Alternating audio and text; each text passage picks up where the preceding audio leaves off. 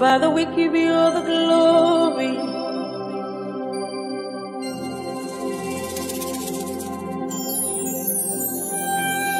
You are my rock, my strength and my trust. In you I live and move and have my being. You are my shelter, my peace and my shield. You are my everything. You are worthy to be praised. You are my rock, my strength and my trust. In you I live and move and have my being. You are my shelter, my peace and my shield. You are my everything. You are worthy to be praised. Sweet Jesus, beautiful King, no Father like you, no friend like you. Your love for me is everlasting. No one like you, no one like you. Sweet Jesus, beautiful King, there is no Father like you, no friend like you. Your love for me is everlasting. All right, so this is the Season Apologies Live. Good afternoon, good morning, good evening, and good night, depending from wherever you're watching from or whatever you're joining us from. So this is the Season Apologies Live. So I really want to welcome everyone to this program. Again, today we're going to be having a very interesting episode of the Season Apologies Live. Today we're going to be doing what we know as the debate movement. All right. So last week we actually had a debate between a dear Christian brother and also a dear Atheist brother, bro Derrick, and also bro Henry. So two of them actually had the debate last week on the deity of Christ. Is Jesus God? Okay, so that's actually what was debated last week. But today we're going to be talking about the existence of God, and as you've seen right from the very beginning of the program, the topic is, does God exist? That's actually what you see right there on the screen. Does God exist? So that's actually what we're going to be talking about today. All right. So now joining us to discuss this are two gentlemen who were already prepared, who actually prepared for the program. I believe you're going to be enjoying this today. Now, before I even bring them to the fore, I really want to say this. For those that are joining us, if you're in the comment section, please, I want to implore you to be civic. This is a mature dialogue between a Christian and the atheist. I do not encourage and I do not want that people in the comment section began to do ad hominem, okay, begin to attack people's personality. I believe that you should be here to want to learn the truth. Does God really exist? Do we have a positive case for God, or is it a negative? That is what you want to watch. That's what you want to learn in the program today. All right, so keep an eye on that. Also, let me quickly introduce two speakers. They're actually in the studio right now. And those speakers of ours, or the two speakers of ours, all right, yeah. So that's Bro Derrick and also Bro Henry. So these two gentlemen were with us last week, and the conversation last week was very interesting. It was matured, informative, and also very tantalizing as well. All right, so Bro Derrick, you're welcome to today's program. How are you doing today? Thank you very much. It's great to be back to have this second discussion, and I hope that we are all going to learn a lot. And my greetings to all those watching, those who were able to watch last week, those who are joining now. We say that welcome and strap in, because we are going to have a lot of conversation today. Okay. All right. Thank you for that. I don't know. There seems to be a lag. Is it from my end or is it from your end? I do not know, but then we're going to find out as we move on. Yeah, bro, Henry Osuji. It's nice having you today. This is our atheist friend. How are you doing today, Henry? I'm perfectly fine. I'm great. I'm doing great. And it's a pleasure to debate Mr. Derrick. Notwithstanding that last week debate, honestly, it was somehow all of his church members. I got a lot of negative response, because the type of issue we are debating is a crucial issue. And I believe today's own will be somehow different. Just glad to be here. Awesome. Thank you. Awesome. All right. So with that said, I think we're good to go for today's topic of discussion. Like I said right from the very beginning, and as you've seen right in the poster, today we're discussing, does God exist? That is the topic of discussion for today. Now, let me quickly recap, or just to remind us of the formality, the modalities we're going to be going by in the program today. Now, for the opening program, or for the opening statement, we're going to be having 25 minutes. Okay, so the two speakers will be having 25 minutes for their opening statement. And thereafter, we're going to be having 10 minutes for the rebuttals. So 10 minutes from the two sides. And immediately after that, we're going to be having 10 minute cross-examination. And after that, we're going to be having 3 questions from the Christians, 3 questions from the atheists. Okay, so hopefully this time around, we're going to be having more atheists asking questions, so that Henry will not say that Bro Derrick had called all the church members to come out and be asking questions. Now, immediately after that, we're going to be having the closing remarks, okay? Closing remarks from the 2 speakers, and that will be 5 minutes each. I forgot to mention that immediately after the cross-examination, during the question and answer, the speakers, we have 2 minutes to answer every question that is being posted to them, and there will be 1 minute reaction from the opposite side, all right? So that is the modality for today. I also want to encourage you that during the presentation of the 2 speakers, if you have any questions, note them down, because immediately after the cross-examination, we're going to be going into the question and answer. That is where you come in as the audience. That is where you come in. So what you can do at that point in time is to make sure that you're posting your question. Now, this is the format for question. When you're ready to post in your question, you type the word question in capital letter. Again, type the word question in capital letter. Once you type that in capital letter, let it be followed by your question, all right? Again, do not write a dissertation. This is not a time for long essay. Make your question very brief so that we can take the questions and respond to them. Because if your question is too long, the program we're using, we cut it off such that we'll not be able to make a sense of your question, all right? And when you're asking a question, make sure it is based on the topic of discussion. You do not ask a question that is outside of the topic of discussion. If we see any question like that, we will ignore it. So the best chance to get your question picked is to make sure it's laconic, simple, brief, and also straightforward to related to the topic of discussion. So with that said, I think we're good to go. And then our brother Henry is going to be starting with 25 minutes opening statement. Immediately after that, we're going to go to Derrick to follow up. All right, so Henry, your 25 minutes starts right about now. Okay, let me set my time so that I don't go against the time. Okay. It's a great pleasure to be here today to debate my colleague, notwithstanding that we had a very tough debate last week. And as well, I got lots of negative response from his, I think that will be from his church members, but we are used to criticism. The topic we are debating today is a very crucial topic, which is, does God exist or not?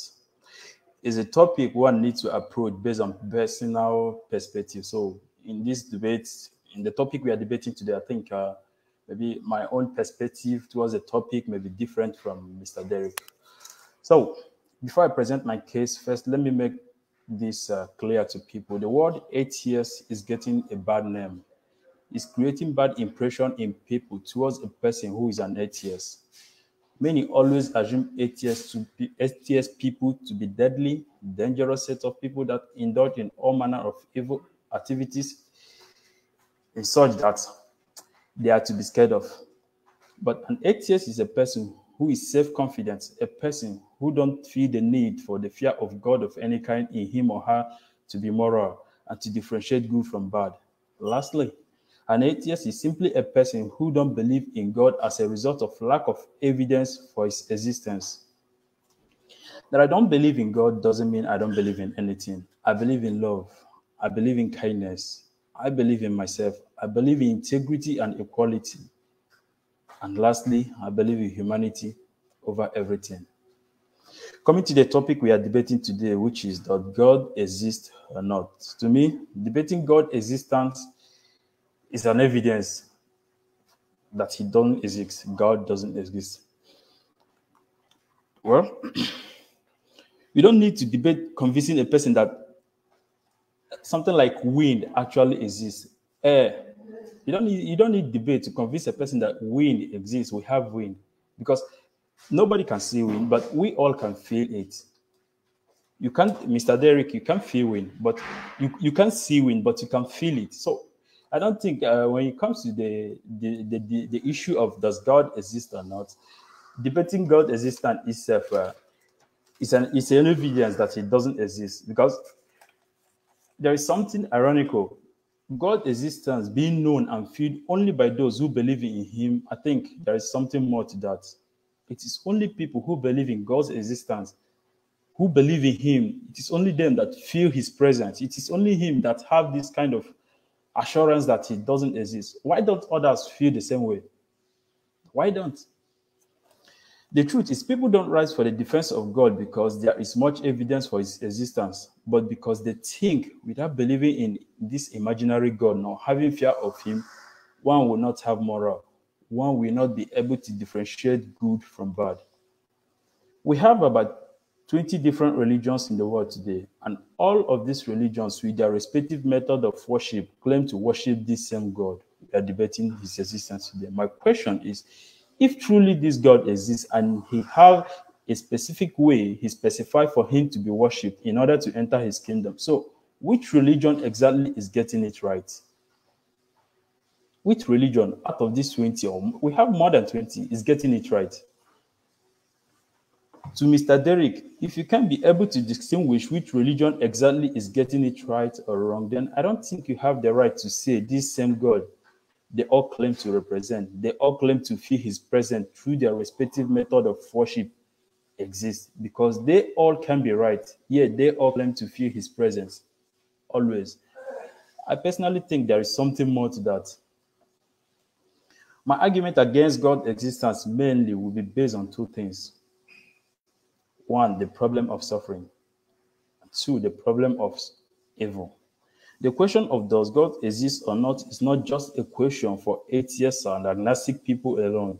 It's a question Christians should be more concerned about, considering the nature of the world we live in, of why there is pain, misery, suffering, and evil in a world said to be created and controlled by all-loving and powerful God. What is truth? If you have to talk about theory of truth, truth is when a word corresponds with reality. If it doesn't correspond, sorry, I refuse to accept it as truth, no matter who is coming from. And those who choose to accept what does not correspond with reality should accept the fact that it's not truth. The point I'm trying to make is, we are told God exists, and there is this attribute about God. When you put these three together and contrast God with reality, it doesn't correspond. We are told that God is all-knowing. We are told that God is all-loving. We are told that God is all-powerful. But yet, when you look at the nature of the world we are living in today, we have people suffering. He is powerful. We have people dying of hunger. We have natural disasters. Yes, yet he can't do anything about it with his all-powerful. Take, for example, last month, there was a bloody massacre at a Catholic church in Ondo State, where the people that came to worship this imaginary God, many were killed by unknown terrorists. God is all-knowing, meaning he is aware of the plan before the attack. God is all-powerful. He refused to do something to stop the attack. God is all-loving. He sat and watched the people he claimed to love die like fowl in numbers. If this God of yours with all his potential exists, and what's happened in Ondo happened without him doing anything to prevent it, we are to say he is heartless or he is evil. If God is powerful, he is all-knowing, and have all these potentials in him, yet he allowed what happened in Ondo State to happen without him doing anything, are we to say he's all-powerful or he's evil? That means he's an accomplice. He's an accomplice. Or they're trying to tell me, Mr. Derrick, if you are aware of the plan of what happened that fateful Sunday, and you are in position to stop it, are you telling me you will not do something about it? If you were aware of what's happened that day, the massacre, as an all-knowing God, if you were aware and you are in position to do something, are you telling me that you will not do something? What happened at Ondo that day with the way it happened is as a result of there is no God. And I perfectly understand this, that this is just the way the world is. But it's a very big problem to people who think there is a God in charge of everything, because they have so much explanation to give of why what happened the way it happened. In the other hand, take a look at the nature of the world we live in. There is no single reason to believe a mighty being called God is in charge of it. To make the claim that super being called God exists and he is in charge of the world and our well-being, then you have so much explanation to give of why the world is the way it is. Proverbs chapter 10 from verse 3. The Lord does not let the righteous go hunger, but today we have millions of righteous people dying out of starvation on a daily basis. He's said to be all-powerful, yet he refused to do something about it if really he exists. Psalm 91, 10 to 11. No evil will happen to you, nor will any plague come near your tent. This is God's promise in the Bible. Yet millions of people are dying out of deadly disease on a daily basis by earthquakes, natural disasters, droughts, tsunami. All of these things are happening. Well, the issue of God's existence is not something that you need to talk in the sense that people will not understand. You have to use something that is close to them, something they will perfectly understand to make them understand the point you are trying to make. To make them reason like people, other than for them reasoning like outside the box. All of these things are happening in a world said to be created by all-loving and powerful God. To Christians, to people like Mr. Derrick, the answer to this problem is very simple. It is the forces of evil, the devil, that is causing all of these things. But God, at the end of time, with his mighty power, will destroy these forces and then reward the righteous who survive with 2-bedroom flats. This is what I call it. At the end of time, God will reward the people that survive these troubles in the earth. He will reward them with 2-bedroom flats made of gold in heaven. To me, such easy answer is a tactic to keep faith in the existence of God alive when you have already seen reasons to doubt his existence. The point I'm trying to make is, if God truly exists, why doesn't he intervene to stop the problem of evil that is ravaging the world?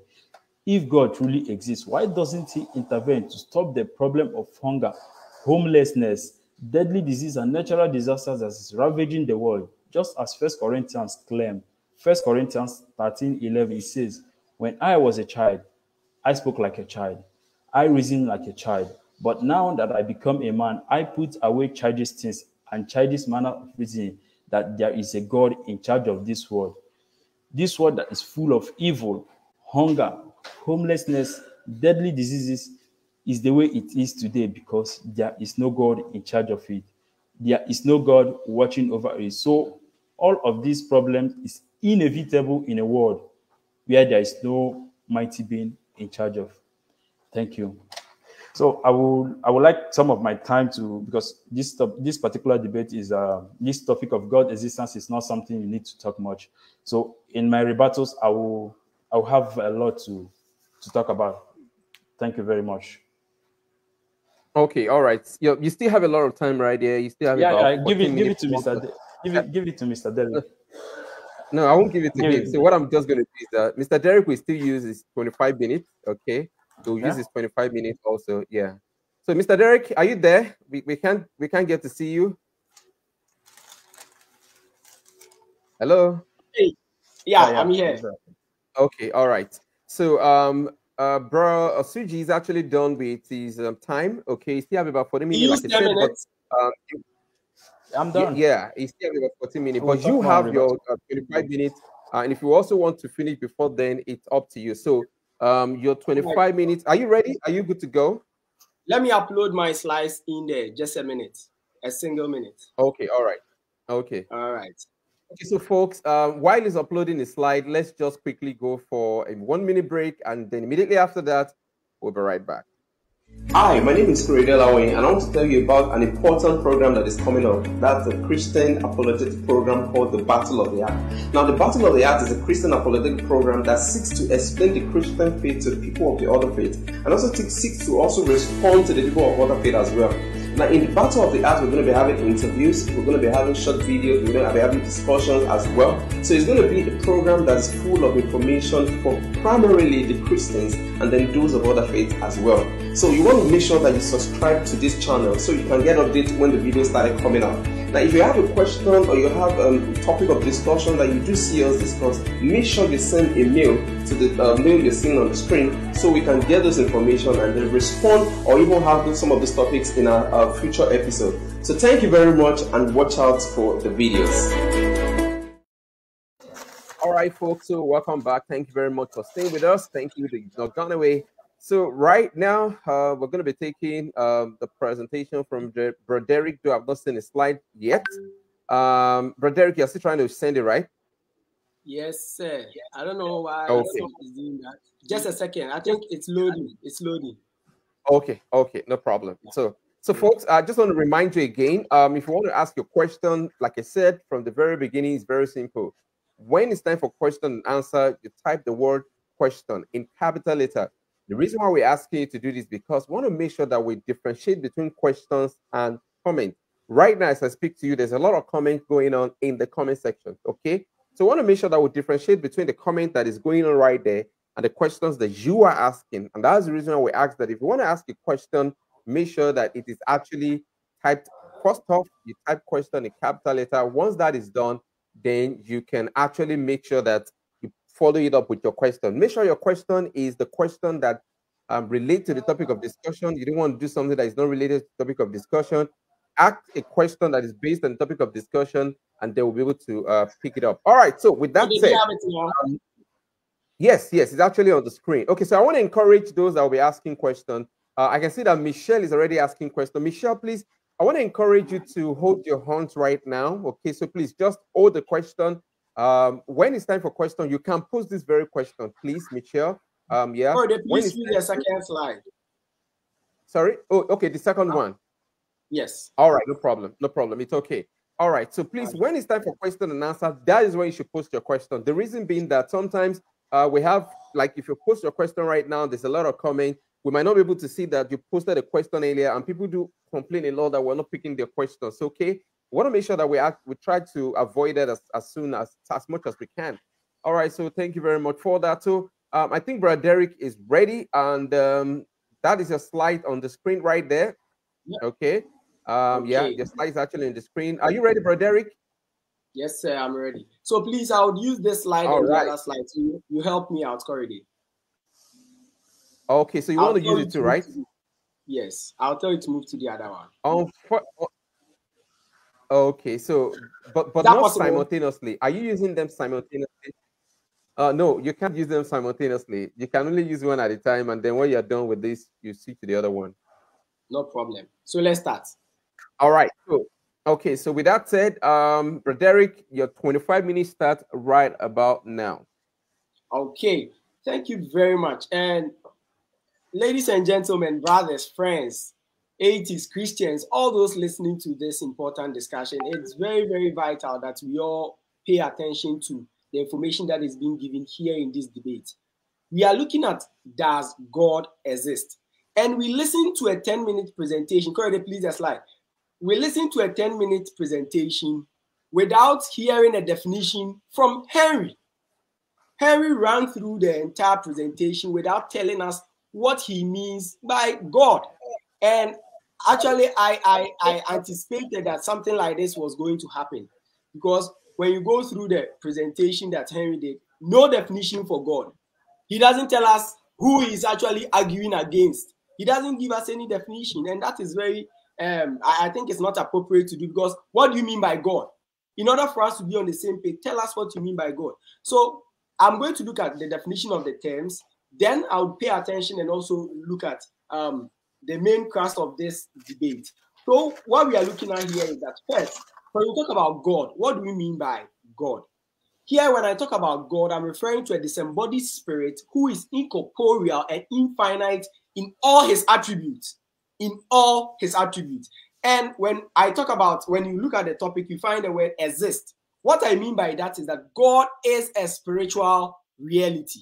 God is a spiritual reality. Now, that being said, I'd like you to pay close attention to something in this debate.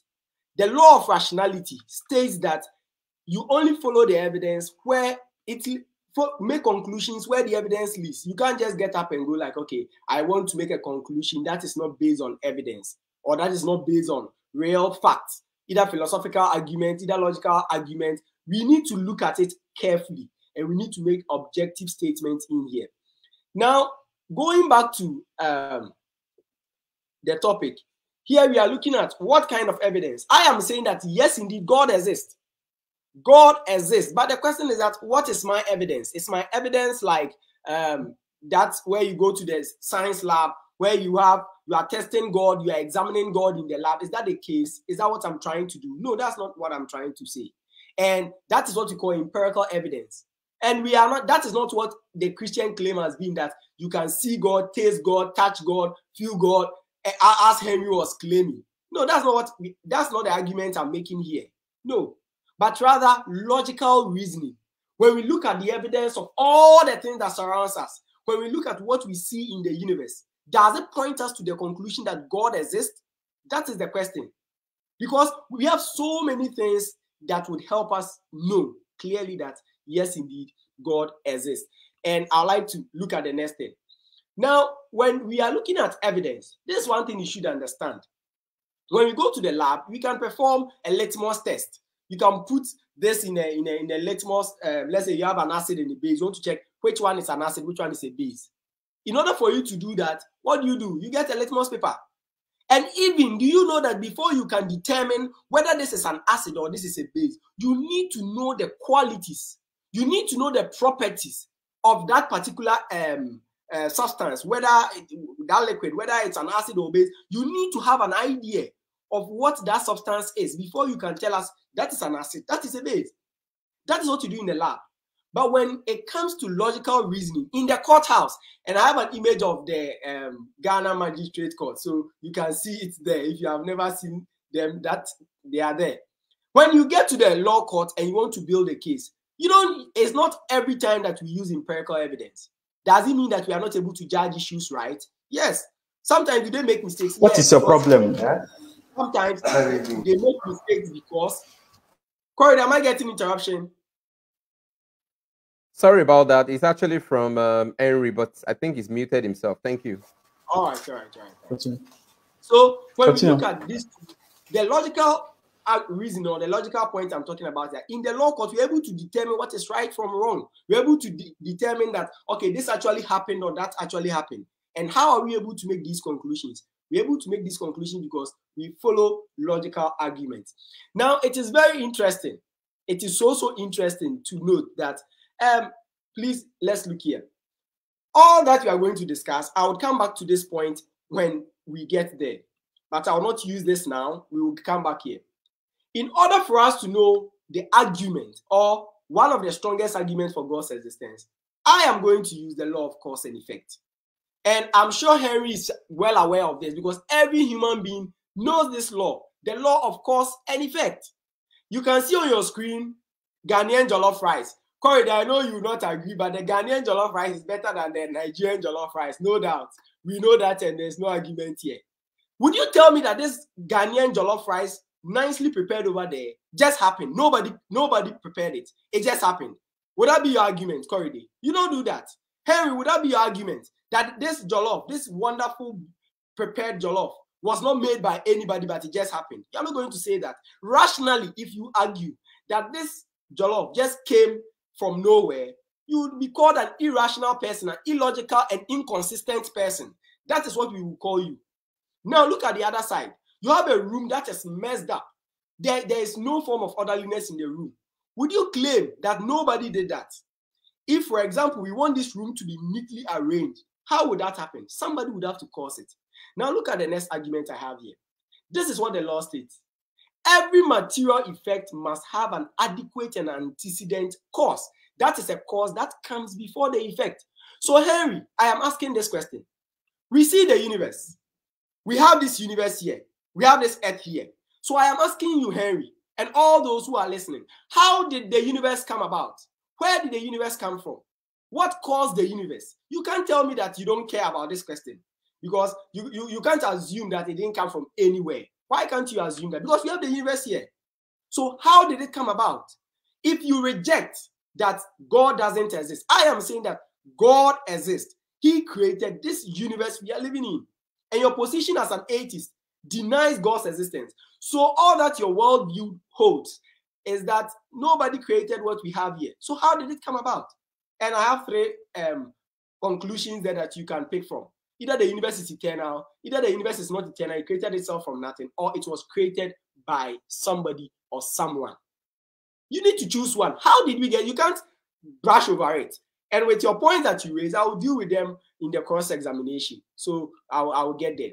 Now, the first answer cannot be true, because science has shown that the universe is not eternal. The universe has a common finite beginning. It is not eternal. So that is false. Now, when you look at the second point, we know exactly that the universe also can't create itself from nothing.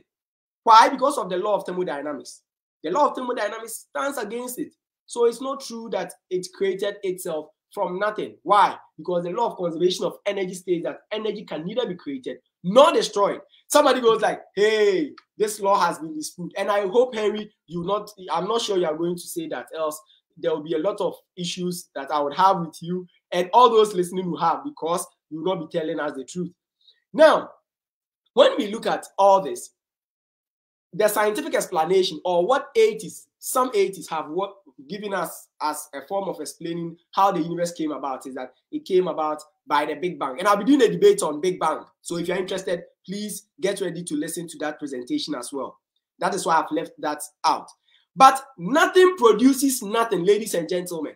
If there was nothing in the beginning and nobody created this universe, then we will still have no universe. So if this universe is here now, then Henry, you need to answer this question. Where did the universe come from? How did it get here? How did life get here? You can't skip this question. You can't skip this question for any other reason. Now, my explanation as a creationist and as a Christian is this. Someone outside of this universe created this universe. Why? Number one, the cause of the universe must be independent of what it produced. That is space, time, matter, and energy. Space, time, matter, and energy, whatever created this universe that we have, should be outside of the universe. So, Mr. Henry, if you are asking, is this true or false? If you want to disprove that this universe the atheistic philosophy is true, and that if you're an atheist, that is good, then you need to answer this question. You need to answer this question, where it came from. Please, let's continue. The slide, please. Now, something independent of the dimension of time is timeless and beginningless. So whatever, therefore, my conclusion is this. Therefore, whatever caused the universe must be timeless and beginningless. That is the meaning. Whatever caused the universe must be timeless and beginningless. Now, let's look at my other conclusion that I draw from this. An entity can have a cause only if it has a beginning. One cannot cause a state of affairs if that state of affair already exists. Number 5, therefore, the cause of the universe cannot itself have a cause. Please note my point carefully. The cause for the universe cannot have a cause. Why? Because an entity can have a cause only if it has a beginning. So whatever caused the universe, remember we have stated in point 3 that it is beginningless, it is timeless. Else, how did it come about? So whatever created the universe should be timeless, should be beginningless. Therefore, the cause of the universe cannot itself have a cause. Now, look at this. Let's go to the second slide, Corridor, if you may. Hello, Corridor. Are you there? Okay, thank you very much. Now, this is the point I was making. Okay. I want to quickly get there. Yes. I was point 6. Now, anything existing outside of space and time must be eternal and immaterial. Whatever exists outside of space and time must be eternal and immaterial. Therefore, the cause of the universe must be eternal. Okay, why am I making these points? Number 8. So to answer the question, how did we get here? How did the universe come about? Will atheism give us the answer? No. Does God exist? Yes. Why? The evidence that we have, the rational evidence, the logical evidence, the consistent position, what it tells us is this, that whatever created the universe, whatever caused the universe is timeless and beginningless. Number two, it is an uncaused cause. Nothing caused it. Number three, one who is eternal and immaterial. That means it's not physical. That means it's not natural like you and I. We are natural. We have plants. It is not natural. So it should be supernatural. Therefore, one who possesses free will, intelligence, emotions, consciousness. Why? Because, Henry, today we see consciousness in the world. Today we see emotions in the world. So if you negate that God doesn't exist, where did emotions come from? How did we come about emotions in the world? You can't escape these conclusions. Therefore, God exists. So that timeless being, that beginningless being, that uncaused cause, that eternal and immaterial free will, that possesses free will, intelligence, that gives intelligence, emotions, consciousness, Christians call that being God. Christians call that being God, and that God exists. If you can deny this conclusion, please do so and let's learn. Please do so and let's learn. Now, the next argument that I'll be pointing out to you is this. Now, you have a blind faith, Henry. Completely. All atheists have blind faith. Christians, my position is this. In the beginning, God created the heavens and the earth. And you are telling us what? What is the atheistic worldview? In the beginning was nothing, and nothing happened to nothing. And then nothing suddenly exploded for no logical reason, creating everything, then bunch of everything magically rearranged itself for no reason whatsoever into self-replicating bits which turned into human beings. Mr. Henry, this is your position. This is what you are claiming. Why am I saying this? If an all-powerful supernatural being exists, then what stops him from creating things ex nihilo? What stops him from bringing things into existence? Because it's all powerful. And you didn't even define what you mean by God. You didn't even define what you mean by God. Now, I'd like to go to the next point. My next argument for saying that God exists is this. It's what we call the design argument, the teleological argument. Henry, please refute any of my positions. Don't say something outside of what I'm saying in your crossfire during the rebuttal session. Please deal with my argument. So far, the atheists have seen none of them deal with the argument that I'm presenting. So please deal with my argument. What is the argument here? The argument says this. Kindly, Corey, let's look at the argument. If the universe shows evidence of definite and intelligent design, then it must have a designer. The universe does show evidence of definite and intelligent design. Therefore, the universe must have had an intelligent designer. Mr. Henry, do we see evidence in the universe of design in the universe or not? Yes, we see evidence of design in the universe. Therefore, some designer should have created it. It couldn't have just happened. Do we see this? So, and in your presentation, when I get to your rebuttal, I'll mention it. You didn't give any argument. You are only stating points. You didn't give any argument. Listen to the argument. The universe shows evidence. Therefore, God exists. What is that evidence? Evidence of design. Now, let's look at something. Now, when you look at this human body that we have, does it look designed or not? Yes, the human body is designed. It's designed in levels, carefully arranged, cells, tissues, organs, systems. Please take out even a single one. Now, look at this. This is what we call the animal cell and the plant cell. Henry, you and I, we have this system where we have the animal cell. In this cell, even if one of the elements stop functioning, you can't exist. It has been carefully designed. Would you tell me that this just happened by chance? That jollof rice that I showed you, this just happened by chance. Somebody prepared the jollof rice. Somebody prepared it. In the same sense, somebody designed this. You can't see this evidence and tell us it was not designed. Somebody should have designed it. Somebody should have designed it. Now, one interesting thing that I'll talk about again is the DNA. It gives us complex design. That makes you Henry. That makes Derrick. How can you look at this evidence and tell us that it was not designed? And it is true. If you are an atheist, you can't tell me that, yes, this was designed. You can't hold that position, because if you say that, are you telling me that random mechanistic chances created this complex, beautiful design we have here as the animal cell? You can't hold that position. Your point is illogical, it's inconclusive, it's inconsistent. It's completely inconsistent. Now look at something. When we look at the sun, our earth is positioned at the right place called the Goldilocks zone. And this Goldilocks zone is what we know as the habitable zone. Leave this point. If the earth should get 10% closer to the sun, we would go extinct. Should it go 10% away, we will still go extinct. We have been placed in the exact precise location in the universe for life to be possible. How do you look at this design and tell us that nobody designed it? Please, you need to think about your position again. You need to think about your position again. Go to the Bible and look at this. What is man that you are mindful of him, and the Son of Man that you visit him? Why? Because the universe is enormous.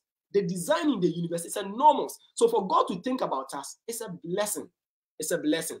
Now, let's look at some other interesting pointers that would strike the whole discussion at its heel. Mr. Henry, I would like to point out this to you. Corey, please, you can skip all that. I want to point out one evidence to him, so you can skip all that, please. Yes. I want to point out the third argument for God's existence. That is the moral argument. The moral argument. Now, Henry said that it doesn't matter, and he started using some emotional arguments here that if you go through life and you see, Mr. Henry, the problem of pain and suffering argues for the existence of God. Mr. Henry, the problem of all atheists listening to me today, please, the problem of pain and suffering rather argues for God. Why does it argue for God? By what basis are you arguing that God, that something is bad? Mr. Henry, by what standard? What is your basis? What is your point? What is your grounds for saying that this is right, that is wrong? You have no basis for saying that, Mr. Henry. You have no basis for arguing that something is right or something is wrong. And in the crossfire, I hope to do more on that. I still have some time left. Now, in order to buttress all the points that I've mentioned concerning God's existence, I would like to make this clear. Unless Henry can deal with even a single one of the arguments that I proposed, he will not be able to refute the idea that, yes, indeed, God exists. He needs to tell us, where did morality come from? Do we have moral absolute in the world? Yes. Do we have objective moral values? Yes. If objective moral values exist, then God exists. Henry was confident, saying that, I noted one of his points, that he believes in love, kindness, integrity. Go to Henry's Facebook page. He has a small picture there that mentions love, kindness, integrity. Henry, by what basis are you calling something love? And what basis are you calling something kind? And by what basis are you calling something that you have integrity? What is your standard? Is it subjective or objective? Tell us. Is it subjective or objective? Because for what you are saying, I mean, you have given up the debate. Why am I saying that? Once you admit there is love, where did love come from? Did it come from the atheistic world? You know, because random chances. We evolved from primordial soup that over multiplied billions of years. That is the best atheistic explanation about how we got here. So, Mr. Henry, where did you get the love from? Where do you get that concept from? That something is love, something is immoral. When you deny God's existence, how did we get here? How do you come about all these integrity, kindness? Come on, did we form it as a society? No. If you claim we formed it as a society, then I would like to submit to you that what would be your basis for telling another community that chooses to rape people anyhow, a community that chooses to kill people indiscriminately? What is your standard for telling them they are wrong? So if I get up there, so I move from where I am now, Ghana, I come to where you are, and I choose to shoot all your roommates, all the people you live with, would you tell me that I am wrong or right? If you tell me I am wrong, by what standard are you telling me I'm wrong? The chemicals in my brain is actually telling me that I am right. And Henry, if you tell me I am wrong, then you are appealing to a higher law. What law is that? It goes outside of this. And therefore, it leads us to one conclusion. God exists. God exists. So if you ask, and this topic for our conversation is, does God exist? I have given at least 3 evidences for the existence of God. 1, the law of cause and effect. Once we see effect, there should be an antecedent and an adequate cause. How did the universe come about? God created. If you have any other explanation, bring it up and let's examine it. Now, the number 2 is we see design in the universe. How do we see design? The human body, you, Henry, you are the evidence of God's creation. We see evidence in so many places. Then number 3, the moral argument. That you claim that is an argument against God's existence, rather proves that God exists. So if you are listening to me, please let's be rational. Please let's reason well. And if you come from the emotional point, in the crossfire and the rebuttal session, I hope to respond to it, all of the pointers that Henry brought up. And brethren, let's follow the evidence where it leads. And that evidence points us to the existence of God. Thank you very much. All right, so thank you very much, Bro Derrick Danso. Thank you for that presentation. Though if you still have about 2 minutes left, but then since you are done with the presentation, we should go into the cross-examination, into the rebuttal right about now. So we have about 10 minutes for rebuttal for 2 of the speakers. We're going to be starting with Henry, and I believe Henry is ready for his rebuttal right about now. So Henry, I believe you're ready. Rebuttal starts right about now. So your 10 minutes starts right about now. Mr. Derrick, thank you for that wonderful presentation of yours. But it's obvious that what you are doing is, because I realize what you are trying to do or what you intend to do when you ask me those questions you ask me. Well, initially, I never wanted to go deep into the aspects of who created the universe, how the world came into existence. That is a logical argument. That is an argument you can never win. You can never win. According to you, you said the law of cause, that is, something must be responsible for something. Then you gave an example of jollof rice. Somebody prepared jollof rice. You can't say somebody didn't prepare the jollof. Okay, fine. Then the question here is, somebody prepared the jollof rice. Then who formed, or from where did the person that prepared the jollof rice come from? I don't know if you're getting my point. To you now, you will say, is God created him? You use it as an example. Try to understand the point I'm trying to make. You use jollof rice as an example. There is not possible to have a jollof rice without somebody cooking the jollof rice or preparing it. The question is, the person that prepared the jollof rice, then who prepared him? God is responsible for creation. Okay, fine. Then who created God? If you can believe that God is a creator that has no creator, why don't you believe that it is possible to whatsoever that make God to be a creator without a creator, to be a creator without a creator, to be a creator that creates things without having a creator? Why don't you believe that it is possible for things to come into being without being created by this or imaginary God or something like that? That is, I think I've answered you on that aspect. Notwithstanding that you shifted from the aspect I presented my case to a kind of scientific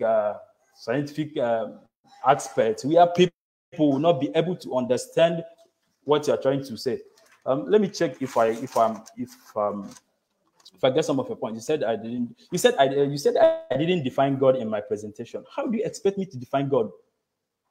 How do you expect me to define God? We are not debating God's definition. We are debating, does he exist? If I define God, that means he exists. I can't define what I don't believe.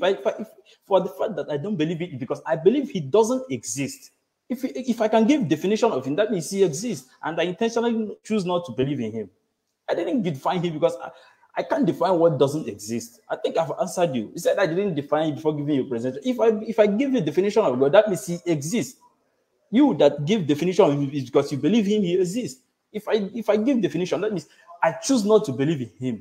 I didn't intentionally choose not to believe in him. I didn't believe in him because I refuse to believe in him because he doesn't exist.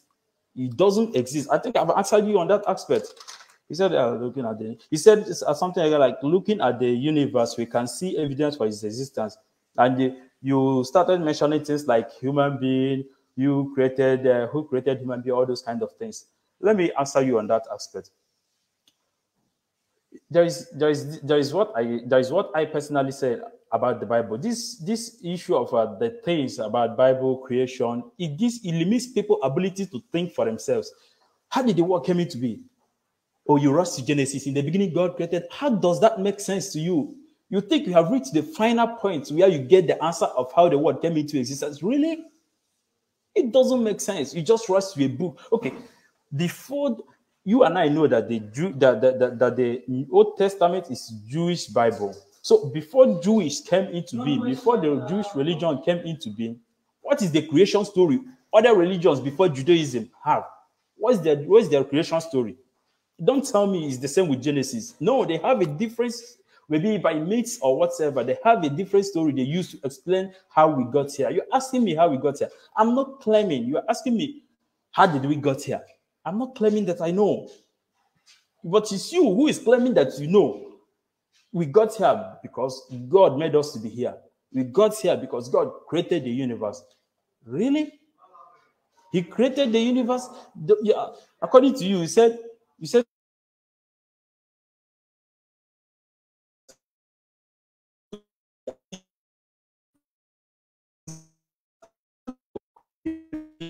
Hello, Cordy. Yeah, it seems we have lost. Henry, are you still there? Hello, Henry, are you there? So let me stop this time right now. Henry, are you there? Okay, so folks, it seems that we lost Henry at this point in time. Hello, Henry, are you there? Hello, Henry, are you there? All right, folks. It seems we lost Henry at this point in time. Brother Derrick, can you hear me? Yeah, I can hear you. Okay. All right, so folks, it seems we lost Henry. I'm going to ask Brother Henry to come into the studio again, but while waiting for him, let's just go for a minute break, and then immediately after that, I think we should continue with the debate. Thank you. Hi, my name is Christian-Atheist, and I want to tell you about an important program that is coming up. That's a Christian apologetic program called the Battle of the Act. Now, the Battle of the Act is a Christian apologetic program that seeks to explain the Christian faith to people of the other faith, and also seeks to also respond to the people of other faith as well. Now, in the Battle of the Act, we're going to be having interviews, we're going to be having short videos, we're going to be having discussions as well. So it's going to be a program that is full of information for primarily the Christians and then those of other faiths as well. So you want to make sure that you subscribe to this channel so you can get updates when the videos started coming out. Now, if you have a question or you have a topic of discussion that you do see us discuss, make sure you send a mail to the mail you're seeing on the screen so we can get those information and then respond or even have some of these topics in our future episode. So thank you very much and watch out for the videos. All right, here. So you're welcome back. So right now we're waiting for Henry to join us again. It seems he had a little bit of internet connection, but then Henry is actually giving his rebuttal of 10 minutes, and then immediately after he's done with that, we're going to meet Brother Derrick to do just that as well. So, folks, I just wanted to bear with us while we actually wait for Henry to give his rebuttal. Brother Derrick is still right here with us in the studio, and then immediately Henry is done, Brother Derrick will be able to give his presentation as well. So, I've actually get a contact with Henry, and Henry will be coming into the studio. All right, so Henry is actually right here, and then we should be able to continue. Yeah, Henry, we lost you. I know it was a network issue, no doubt about that. So you still have about 5 minutes, 12 seconds. Do you want to continue, Henry? Yeah. I have to. All right, great. So you can continue with your rebuttal. Thank you. Yeah, I think I have addressed. I've responded to him on the aspect that I didn't give the definition of God because I can't define what I don't believe. I can't define what doesn't exist. I believe he doesn't exist. If I can define him, that means he exists. And in the other hand, he mentioned things about the cause of the law of cause. That means there must something behind to every reaction. That is, to every action, action there is a reaction. For something to happen, something must be the cause. Then if the cause of the universe coming into existence is by God, then who created God? I don't want to get into that particular argument because it's like a kind of argument you cannot get to the end. And that is where you're going. I intentionally choose not to include it in my own presentation. And you said human design. Then I wanted to ask before I went offline. You talk about human design. The same Bible that told us we are created in God's image. Are you telling me people that are born with two organs, like male and female at the same time, are you telling me that is the image of God? Are you telling me that is the image and likeness God choose to create them? Children that are born with holes in their hand, in their heart. People that are born with a kind of deadly diseases, newborn babies. Are you telling me that is the image of God? Are you telling me that is the likeness God intentionally choose to create them? You are talking about designer? And you said about morality. Well, when it comes to morality, that's why I said in my opening statement, people like you think the reason for believing in God is to have moral. Without God, you can't have moral. I don't believe in him. You're asking me, where does love come from God?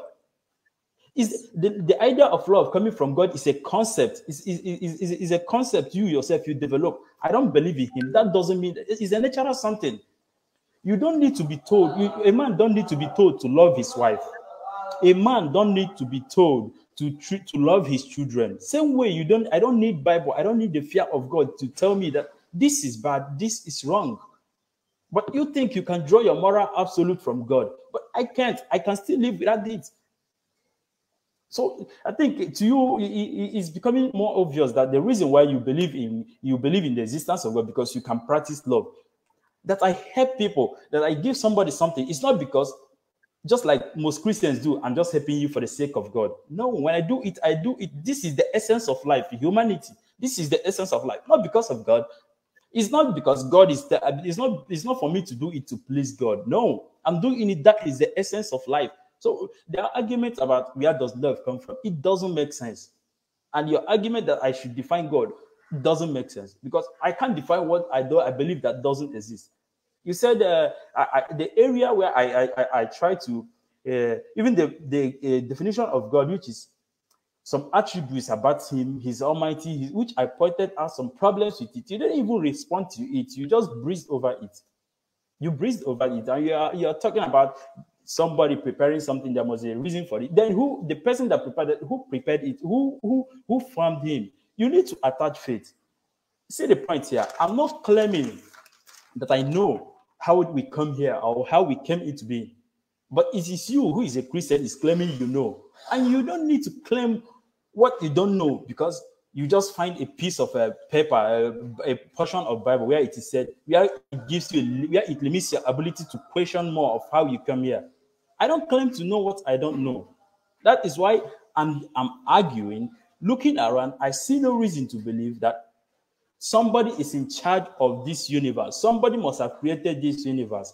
No, I was even expecting you to land on free will aspect of a thing. That is the reason for. But you went into a different direction.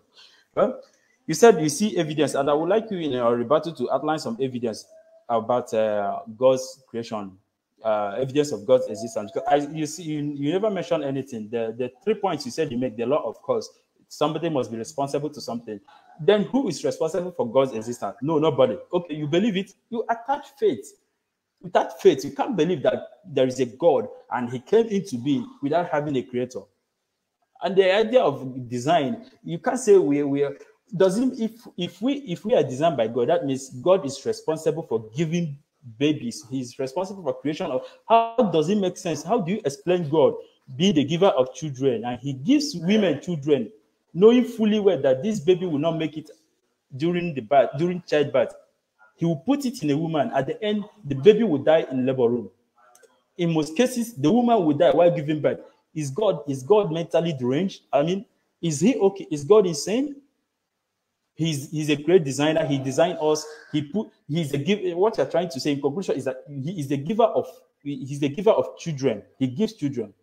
Does it make sense to believe that this all-knowing God created and put in a woman a baby?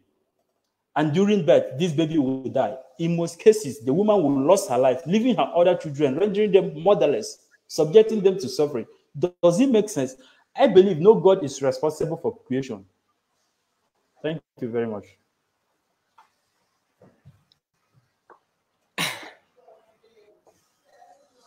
Correct, I can't hear you. I'm sorry about that. I muted myself. I'm sorry about that. I muted myself. So guys, you can hear me now, right? Yes. Yeah, I can hear you perfectly. Okay, great. So thank you very much for that, Bro Osuji, for that 10-minute rebuttal. So without much ado, we're going to go back to Brother Danso right now for his 10-minute rebuttal. And Brother, so your 10 minutes starts right about now. Okay. Thank you very much, Corridor. Folks, I would like us to pay attention to what is happening here. This debate is very, very important. And look at from what he started by saying that atheists, people have created a bad impression or a bad idea about the name atheist. No, it is because of the worldview you have chosen. Mr. Henry, if you have not paid attention to what is going on here, every worldview has its implications.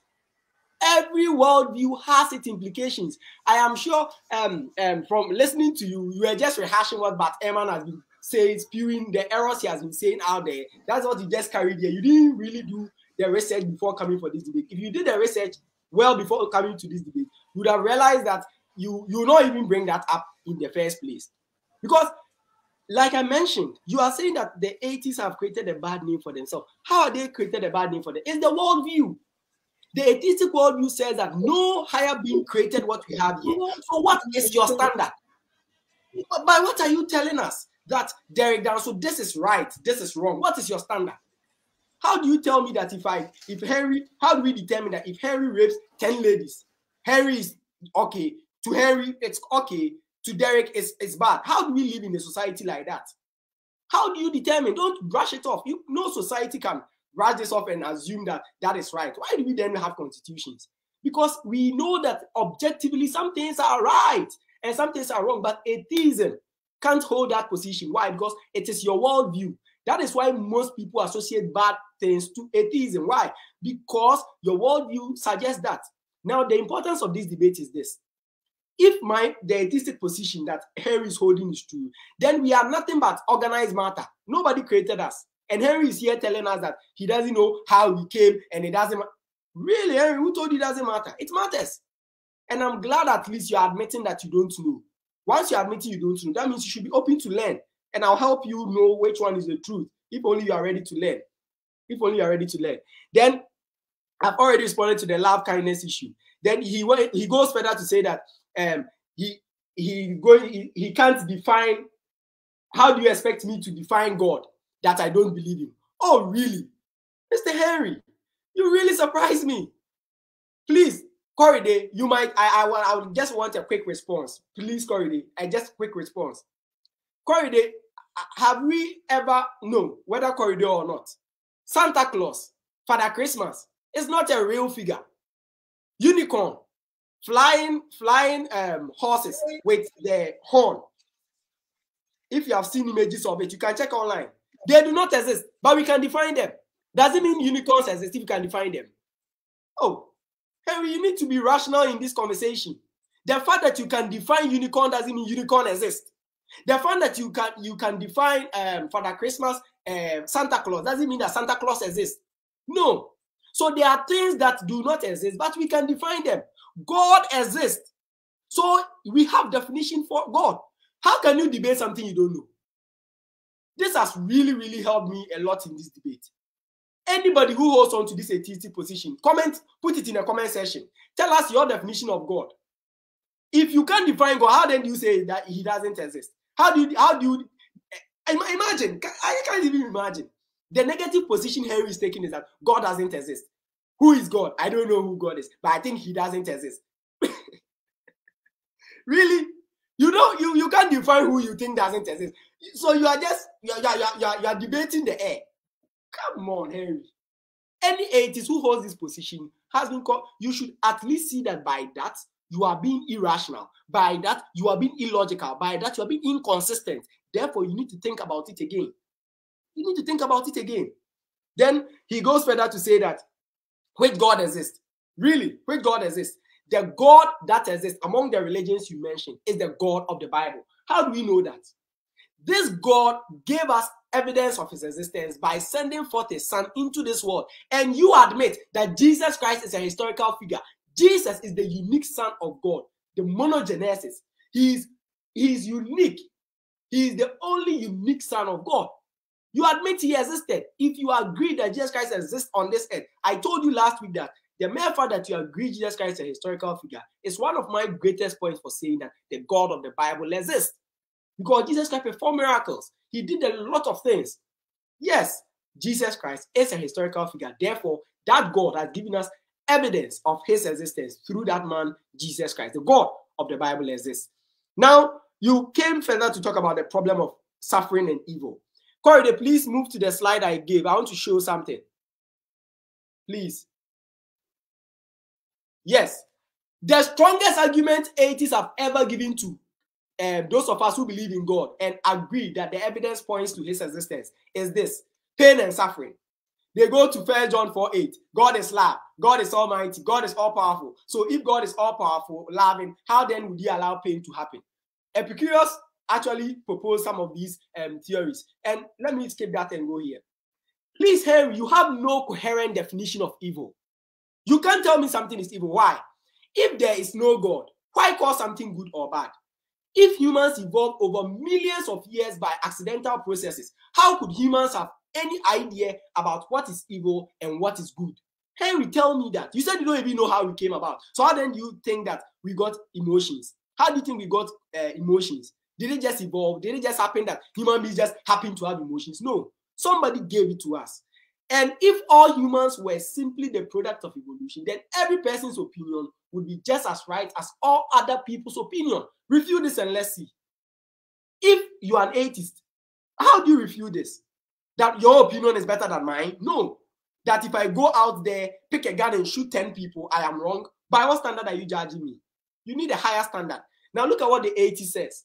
Naturalistic evolution has clear consequences. This is not Derrick saying it. This is Dr. Provine.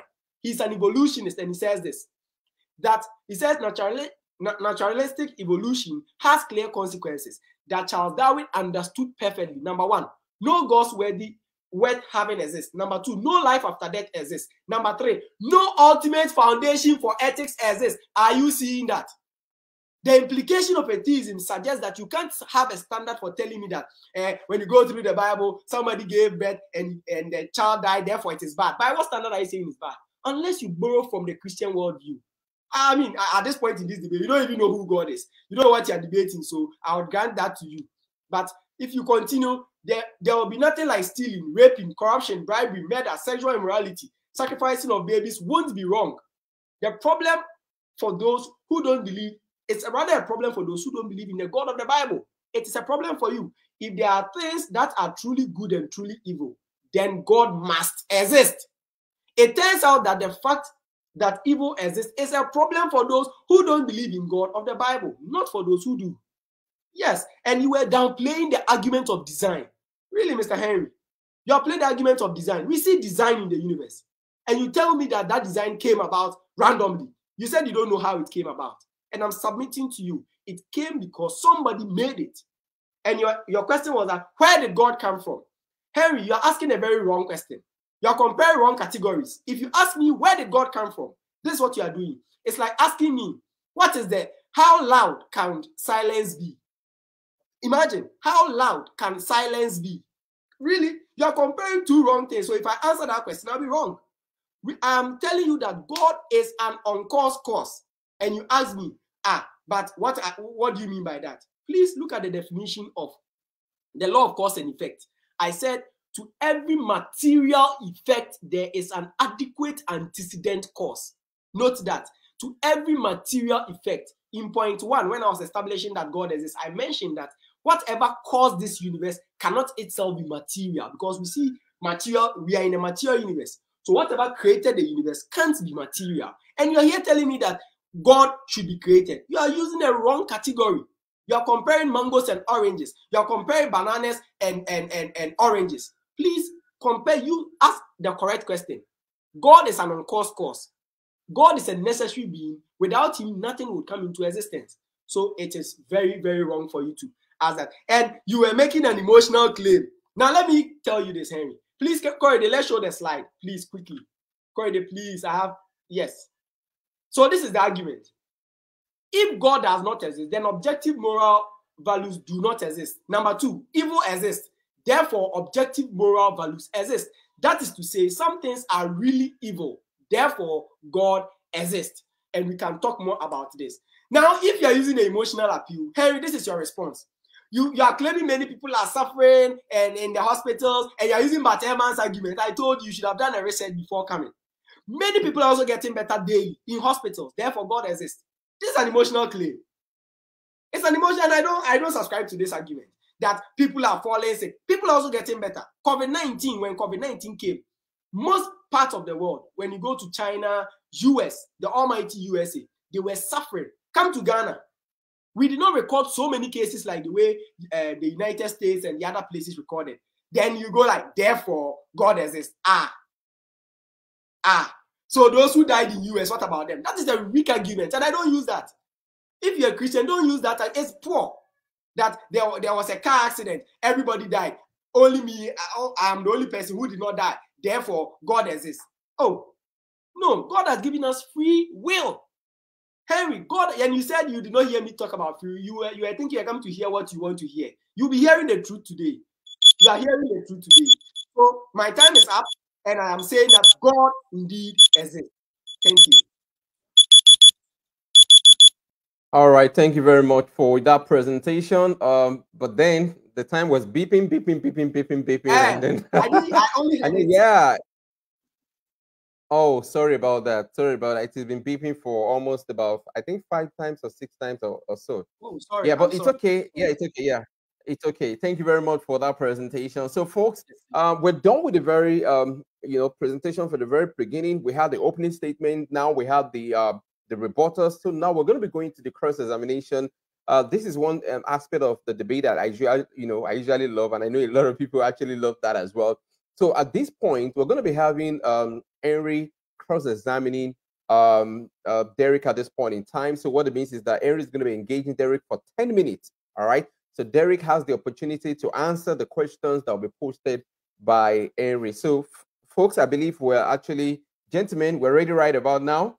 Great. Yes, sir. Are we ready? Okay. Ready. So so the cross-examination, Henry, the cross-examination starts right about now. Oh, you're muted. Okay, yeah. Mr. Derrick, thanks for that rebuttal. But honestly speaking, where I'm not impressed with your statement is where you said I came with Bat Ehrman, whatsoever you said. Listen, we are thinking people. Somebody need you whatever you know today. You are inspired by people. Then you make use of your brain. You figure out. Let me tell you something. 11 years ago, or maybe 10 years ago, I lost my mother to stroke. My mother was everybody prayed, the church prayed, and so my mother was taken to a place where there is a prayer house along the line. One day, my father was returning from where he was taking care of my mother. No, I'm coming to you. Then along the line, in the process of this issue, listen, you have numerous verses where you can say, you pray, God answer your prayer, whatsoever. In this process, I lost my mother. Everybody prayed. We hope on God. Does that mean that the same perspective I used to approach the existence of God based on what I passed through is the same with Bat Ehrman you're talking about? No, I use my own personal experience to figure out, does God really exist or not? So on that aspect where you're talking, honestly, I'm not impressed with it. So you need to, I don't like that. So coming to the aspect where you talked about, he said atheists can't differentiate good from bad since they don't believe in God. What I want to ask you, does being able to differentiate good or bad, does having moral comes from God? Without believing in God, does it mean one can't have moral? Thank you very much. That's a very great question. And I sympathize. I have a lot of questions for you. So you need to make it good. No, I have a lot of, no, you have to answer me because I have a lot of questions for you. So in the first place, I would like to really, really sympathize with you for the loss of your mom. Okay. Yes. No, that is by the way. I don't like the way that approach. So in responding to that, you see, Henry, we should understand something, and that is one thing I think most atheists tend to miss. Humans have free will. Henry, what happened is like this. For example, somebody doesn't take good care of him or herself. Okay. Then I have 10 minutes for my question. I said being able to No, being able to differentiate the first statement. Okay. You said being able to differentiate. Being able to differentiate good from bad. Does it mean? Yes, sir. Yes, I've heard you. So what you are saying? Yes, it's a simple yes or no. Yes, it comes from God. Moral absolute. So without believing in God, you can't have moral absolute. Henry, whether you believe in God or not, God, when He created man, placed conscience in the minds of everybody. Before the Bible, you have just answered me. You have answered me simple. You have answered me simple. You have answered me. According to you, it's from God. According to you, you said it's from God. Leave your explanation. According to you, it's from God.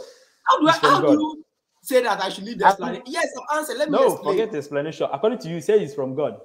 But I said it's not from God. That's why I told you in my opening statement, this debate, we need to approach it based on personal perspective. To me, it's not from God. To you, it's from God. I don't believe in God. I don't believe in God. Anything I do, I don't do it for the sake of God exists. I do it because it is something necessary for me to do. It is you who is forcing that God, that impact of like God imparted. I don't believe in being a God exists. If God exists, then the moral implication is to how do you determine that? If I rape Henry, how do you determine if I rape your sister? Have I done the bad thing? Okay, if you rape my sister, of course. Why are you saying I've done the bad thing? Because I myself, I can be able to differentiate it without even looking at the Bible. To me, it's good. Yeah? To me, it's good. So why are you telling me I'm doing the wrong thing? That is from my own perspective. Is wrong. Yeah, so you see, you are submitting. But then what you are doing now? Wait. This is what we call the transcendental argument. With the transcendental you are prolonging my time. You are prolonging now. You have realized that you raped my sister, seeing it as good thing, and I see it as bad thing. But we both are created from the same God. So why do you, if I can be able to differentiate bad? If I can be able to differentiate, you have to submit to a higher law other than our subjective morals. No, you are making a theological argument. The police. We both, according to you, we both are created by God, and it is without believing in God or without God existence, we can't have moral absolute. No, you are God just created denying, you. You are just denying that there is a higher law. God created you. According to you, God created you. God created me. Okay, fine. Then you rape my sister. Yes. Because it's good for you. It means it's not God that created you, it's devil. Wait. Forget about that. If there was God, how can we be able to differentiate good? You said if there was no God, we can't be able to differentiate good and bad. That is like saying if there is no God, we can't be able to help people. We can't be able to know that helping people can be our source. Your mechanistic, the atoms and the Okay. No. Listen, I don't have much time. I help because I know this is something necessary to do. But you, when you help, you think because there's no life after death. See, helping people doesn't mean you need to do it in order to please God or in order to inherit. I know that is something. I then go ahead and be killing people? Can I also go ahead and be killing people? You are doing good. I choose to kill people. Can I go ahead and be killing people? If you kill people and you think that is right for you, that is for your own, and you made that. So I see it as arrest me. I've not done anything wrong. It is police. It is the same police who think that your own perspective of killing is wrong will arrest you. If they subscribe to your idea, they will not arrest you. Really? All we are talking about, according to you, the fact is that we can't be able to differentiate if it. You are being forced to accept an illogical, irrational, inconsistent position. I submit to you. Please think about it again. According to you, atheists can be able to differentiate good from bad.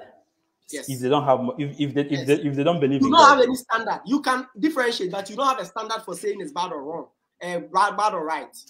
I have okay. What's your standard? If you that believe in God, what's your standard for that? For differentiating? That standard comes from that all-powerful, all-knowing. It comes from Him. It stems from Him because He created us and He added it to us. So I asked Henry, where does the emotions come from? Where does the concept of the integrity come from? Who gives? It's something within us. It's something within us.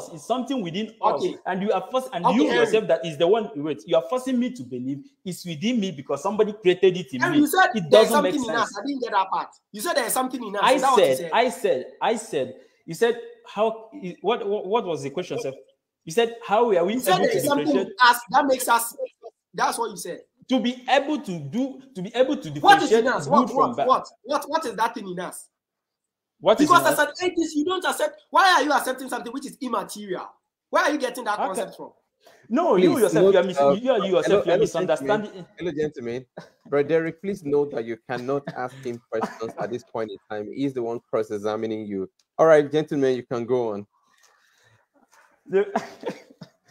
Mr. Derrick, listen. When it comes to let me tell you, when it comes to the existence of God, you don't need to debate it. Debate it in a state where people can make use of their brain, where people can understand the point you are trying to. You said we can't define God, but we have some attributes of God.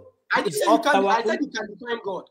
No, you said atheist. You said atheist. How can I debate what I don't know? You said how can I? You've not defined God. Then I told you that for the fact that I don't believe in him is because he doesn't exist, and I have looked around. I see no evidence for his existence. That is the point. That is where I stand. Okay, so ask your questions. And you yourself, you continue to say no, he exists, and you said something like I believe because you believe that God exists because he sent his son. Does Jesus being a historical figure, is that an evidence for God's existence? Yes, sir.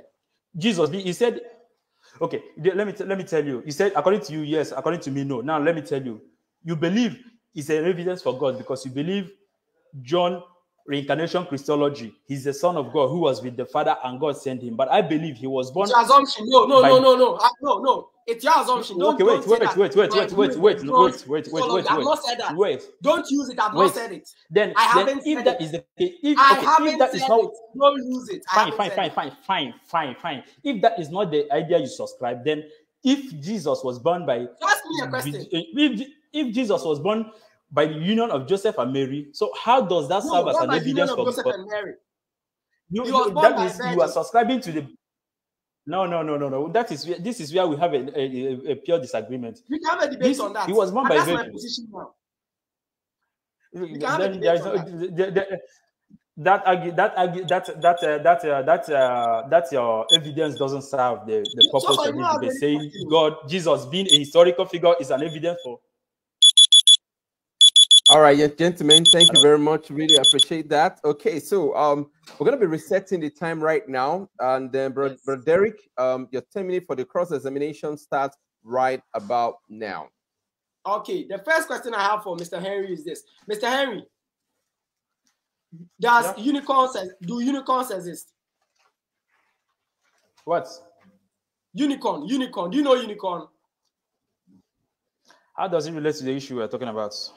So I'm the asking, point you are trying to say. I'm asking. I am answering. If you don't about. have an answer, tell me you don't have an answer. Don't tell me that. If you don't have an answer, please. I don't have an answer to it. I don't have an answer to it. Thank you very much. Does Santa Claus exist? Do you think Santa Claus exists? Yes. You think Santa Claus exists? Yeah, Santa Claus. You see them? So you think Santa Claus actually exists? All right. Yeah. All right. Thank you very much. Thank you very much. Now, Mr. Henry, let me ask this question. Please, Corridor, I have a second image here I want to show. It's already in the studio. Please help me show it. Yes.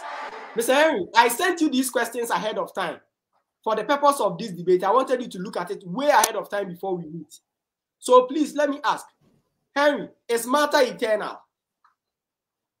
Everything, all the question you need to ask me has to be with what we are debating. It is in regards to the topic we are debating. Does God exist? So please answer. All of this question is eternal. If you have no answer, please tell me. That is not what you're talking about. That is not the topic. Henry, is matter eternal? We are not doing science. That is not the topic of the debate. We are debating about God's existence. Oh, I have no answer to that. Okay. I have no answer to that. Thank you very much. It has nothing to do with what you are debating. Thank you. No problem. So the next question. Can we have random mechanistic processes creating anything in the universe? I have no answer to that. Okay. Then the next question. The law of you are wasting your 10 minutes. You are wasting your 10 minutes. All of your questions are supposed to be under the premises of our... Please let me use it. Please allow me. Okay. Allow me. Is it possible that the justice of God could entail any punishment for sin? I don't believe in God, so I don't know about his justice. Let's assume that God exists. I can't make such assumption.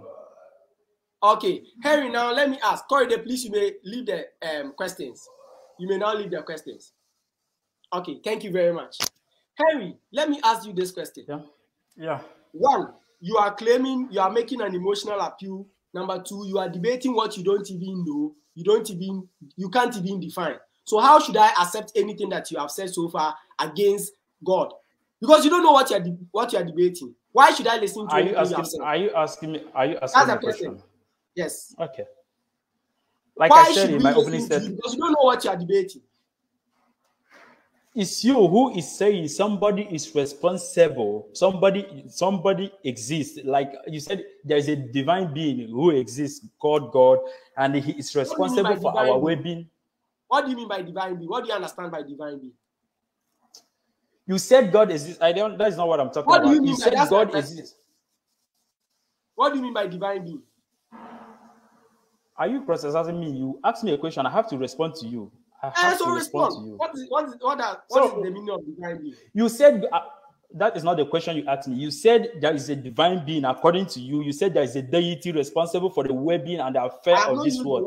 I'm asking, what is the divine being? What is God? Even you that is talking about, you have not defined God. I don't know God. You yourself, you should define it for me.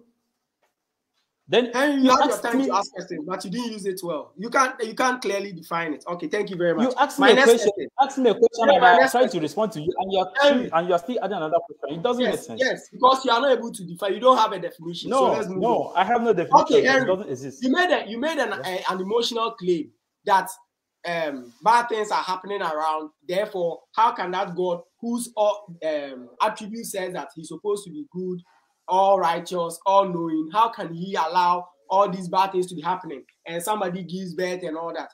Please, Henry, when you go to the hospitals, we have so many people who are getting better. When you come to Ghana, COVID-19, but we had opportunity. Most of Ghanaians did not die. So let me ask you, Henry, would you say that because we had fewer people dying in Ghana, and everything, as we are speaking, so many people are being born. Today, as we are speaking, many grandmothers, they are kissing their daughters and their sons and their grandchildren, and they are so fulfilled, they are happy. Would that argument be enough to convince you that God exists? It will not. Why? Because okay, so I know that means that to say that there are bad things in the universe will not also be enough to say that God doesn't exist. Yes or no? No. Because I believe that is just the way the world is. But if you yourself, if you insist that how is the world? If you insist on the basis that there is somebody responsible, there is somebody that is regulating everything, all of our affairs, then you have a question, you have an explanation for those inconveniences. Okay, Harry, thank you very much. So I get your answer. So your answer, Harry's answer to my question of the emotional claim is that he thinks that the bad things in the world is an argument against God, but all the good things that are happening in the world is not an argument for God. Thank you very much. Now, Harry, please, I'm asking my question. Thank you very much. Okay, so you again made reference to the argument from the problem of evil. Henry, does humans have free will? Do you have the free will to do whatever you want to do? It's you that is bringing the ideology of free will. Henry, I'm asking a question. Do you have free will to do what you do? Yes or no? If the ideology of free will explain the problem. Yes or no? I don't have free will, because if I have free will, that means God must have imparted it on me. I don't have free will. I don't have free will that is from God. Relax. I don't have free will. I don't have that free will you are defining. That is the free will given by God, because it doesn't explain the problem. How am I defining free will, Henry? How am I defining free will? No. The method you want to use is God gives us free will. But the method you want to use is God. How am I defining free will?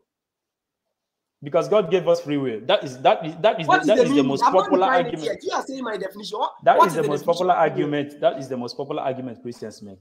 That is the popular freeway, but that freeway doesn't explain the. Don't talk about somebody else. Henry, Derrick is here. I said you mentioned that my definition of free will. What is the meaning of free will? I don't have free will that comes from God, but I have free will to do what I have. What do you mean by free will? What is God. No. Okay, I have free will. I have free will, but it's not from God. To do what I choose to do, to do what I like. So you are saying you don't have the right to do what you want to do. Is that what you are saying?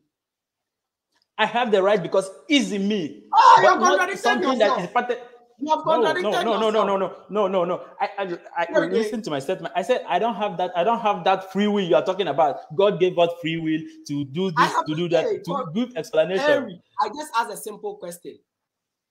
Do you have free will? Yes or no?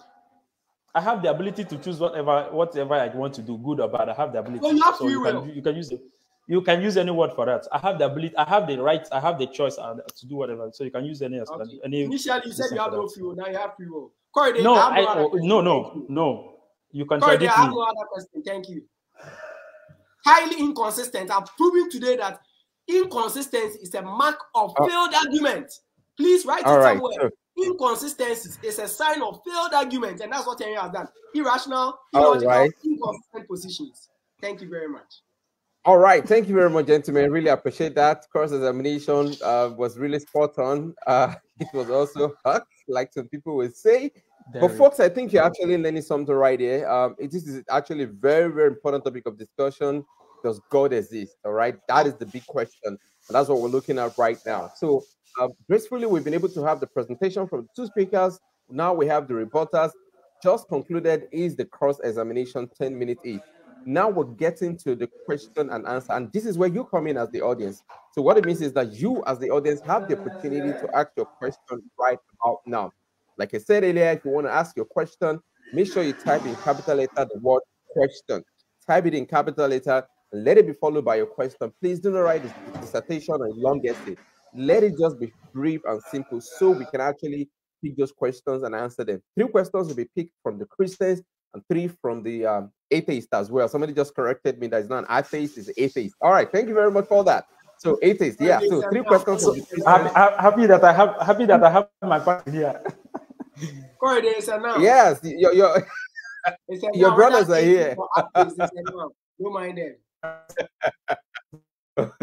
All right, so we already have the first question coming in right now. And please note, for the speakers, you have 2 minutes to answer the question, and then there will be 1 minute counteracting the questions that will be answered. So here's a question from Mensa. All right, Michelle Mensa is asking a question. It's a question to the atheist. He should explain how Jesus, a claim existed historically, was born without sexual intercourse if there is no God. All right, so okay, yeah, I think that still ties into the question of the topic of discussion for today. So you have 2 minutes to answer this question, Henry, and your 2 minutes start right about now. Should I answer? Yeah, go ahead. Your 2 minute question. Okay, your 2 minutes already started. That person picked that question from evidence Derrick used to establish his evidence for God's existence. My brother, Jesus being a historical figure is not an evidence for God's existence, because for you to use that as evidence for God's existence, first you have to subscribe to John's incarnation Christology, that he was with the Father before the beginning and later reincarnated. You have to first of all have that concept of John Gospel incarnation Christology. We have the historical Jesus have brothers. James the Just is his brother. Why doesn't James serve as an evidence for God's existence? Jesus is just a mere human being. He was not, but the first second appearance of Jesus in Talmud, Mary was accused of being impregnated by a Petran, a Roman soldier named Petran. He was said to be a bastard. Jesus was said to be a bastard in Talmud. So Jesus as a historical figure is not evidence for God's existence, because he is a mere human being. He has sisters. He was not born by a virgin, because even in Mark's gospel, just like last week I mentioned, he was accused of going insane, which Mary was among the people that took him up from the public. That shows that Mark, the first gospel, don't have that virgin birth Christology. I think I've answered him. All right, so thank you very much for that. So, yeah, but Derrick, you have 1 minute to respond to that question. You actually left some 30 seconds. Can I add it to my time? No. Okay. Yeah, because of time. Sorry, because of time. If you listen to last week's debate, Henry only gave us 2 references. He did not even read what the history said when he mentioned that Jesus Christ is a historical figure.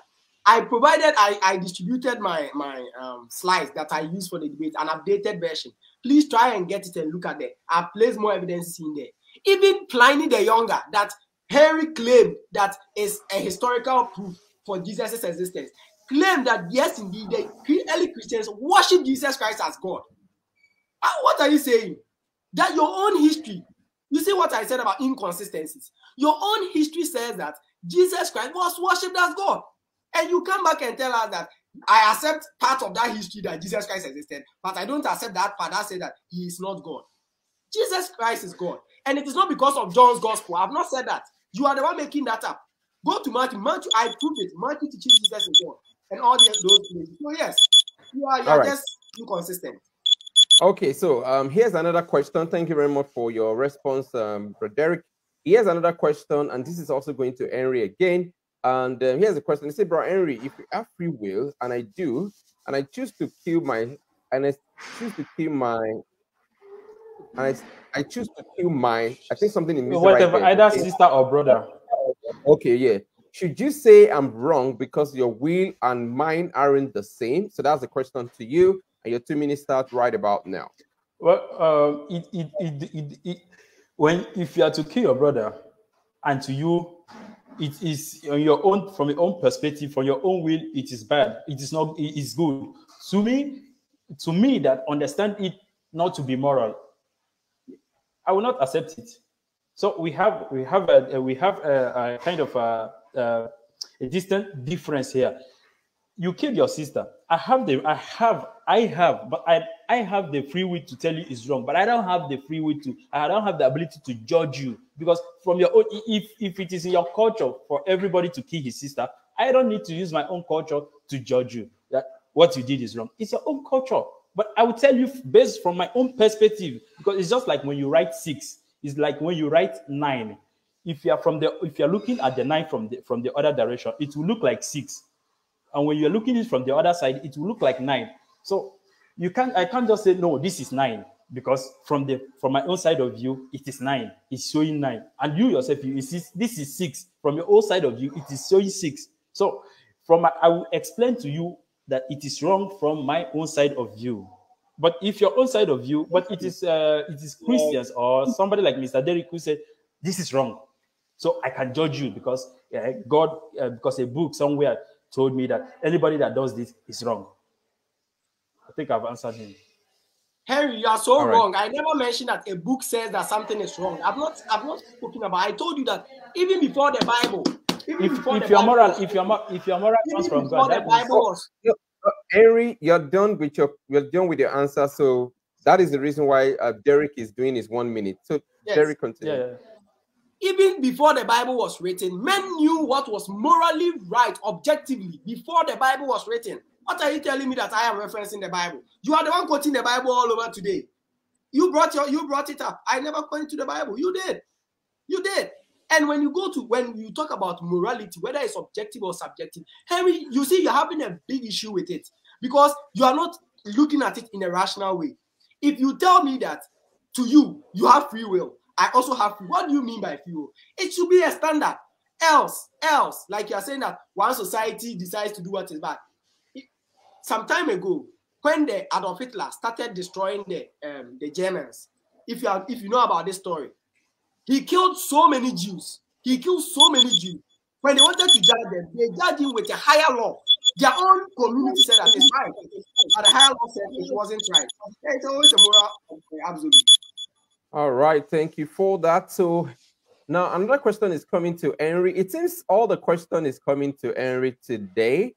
Henry, you have your members right here, so I expect that they should be sending their question to Brother Derrick. All right. So probably by the time we go down, we should be able to see their let me question. correct All right. this. So Last time somebody commented that. Somebody commented that they are not my church members. Some of them I don't know them. Majority I don't know them. And I'm glad. You see, when truth arrives, error vanishes. That is the point. All right. Okay. So let's actually move on. Okay. So I think this one also is to Henry. I'm actually trying to pick one out of the ones that I have right here. Okay. Okay. So I think this one is bring all. Yeah, I think this one is actually to Bro Derrick. Yeah. Bring all. There's this young man right here, Yehuda Ben Yassi. It says, if there is God, where is that God located? So I think this one is for you, Derrick. From Ghana. You have 2 minutes to answer this, and the 2 minutes start right about now. Thank you very much. Another wrong question. You see, when you are asking questions, you need to ask questions that are right, Yehuda. You need to ask right questions. Like I mentioned, how do you tell me that, hey, the smell of color blue is so nice? What do you mean by the smell of color blue? You are comparing two wrong categories. You can't smell a color. You see colors. You don't smell colors. You're asking me where is God located, as if there is a physical, subjective location somewhere that you can pinpoint. Before this universe was created, space and time itself was created by God. So what you call our material space location, our material location, God brought it into existence. So where was he? His spirit, immaterial. So he doesn't have a defined location. And sometimes people get this wrong concept because when they read the Bible, they come in with their wrong notions. They say heaven. So you'll be Christians, when you die, you go to heaven, there's an afterlife. Therefore, they are thinking of heaven as a physical, some location in space somewhere. No, please understand the categories. There is that of the spiritual and that of the physical. God is a spiritual being. He doesn't have a physical location as you understand location to be. No, that is not the point. So please approach this well. And that is my response to him. Can I respond to that? Yep. I'm sure you can do that in the next 1 minute. And 1 minute you didn't answer the guy. What you did is to attach faith. You are attaching faith because I believe he exists and he is outside the time and whatever. That's why I believe he exists. There's evidence that he exists. This is my time. This is my time. This is his time, Derrick. Yeah. Last week, Mr. Korede will understand this musician, Harrison. Harrison said, in the beginning, God created heaven and earth. So where was he before the creation? He created heaven and earth. It's similar to what this guy is asking. You said he created you, and in your statement, you said before he created earth and heaven and the matters and other things, he was spirit or whatever. How do you prove that? How do you prove that? That is imagination. That is assumption attached with faith. Faith, which is an evidence of which is as a result of absence of evidence. Evidence of things. No. Absence of evidence. Absence of evidence. Faith is absence of evidence. You didn't answer him. Where was him? You are claiming to know what you don't know. Where was God when he created this thing? He created heaven and earth. All right.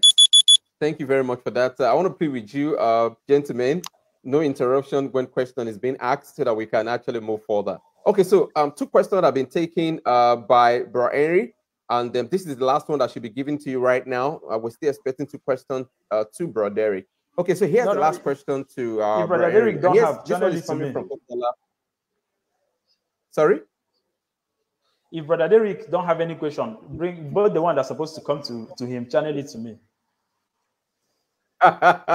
No, we're not gonna do that. We just want to make sure that we're just all right. So here's the last one coming to you right now. So here's a question to you, Bro Henry. He says, if God doesn't exist, how do you want to account for your existence? Also, if you believe the evolution as an atheist and agree we are product of evolution, what next are we evolving to? So that's the question to you, and you have 2 minutes to answer the question, and the 2 minutes start right about now. Well, they account for my existence, like I said before. I don't need to say things I don't know. I don't need to tell you. I just came into existence because I came out from Mango. I appear from nowhere. No, I can't say what I don't know. It is only the opposition party that I'm debating with who is claiming to be sure of where he comes from. And I'm saying, when you contrast your evidence of what you claim to be sure about, that it is God, when you contrast it with reality, it doesn't correspond. Saying, how do I account for my existence if God doesn't exist? I don't believe he. Okay, so what about those that die? What about those that? Okay, what about those that? Will I just say there are some people who's supposed to come into being, but they are not born, or they just by miscarriage. So how do you explain that if we are the creation of God? I came into being. I was born after 9 months. Okay, what about those that miscarriage caused? How do you explain that? Those babies that are conceived and they are out of miscarriage or whatever, they didn't survive. So how do you explain that for God's existence? If my existence is as a result of God's evidence, or if my existence as evidence for God's existence, how do you explain those ones? So it doesn't count for that. And when it comes to the evolution aspect, I can't say what I don't know.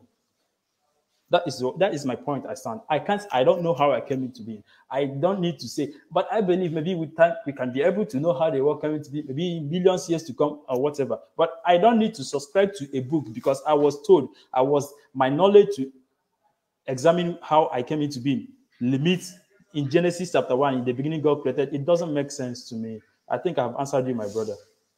Okay, Corey, please. I just put a slide there. Quickly, give it to me. Quickly, the second one. Quickly. You have 1 minute. Yeah, you have 1 minute, and yes, I'll read your 1 minute starts I right want you to show the slide. Which one of them? The second one with the jollof rice. Please. Yes, please. So what Henry is saying is this. Henry comes to the room. He sees this nice jollof rice prepared in the kitchen. Yet he doesn't know how this jollof rice came about. Then we ask Henry, how did this jollof rice come about? Then Henry goes like, well, me, I don't know how the jollof rice came, therefore nobody made it. How can you be such illogical? You can't hold such a position, with all due respect.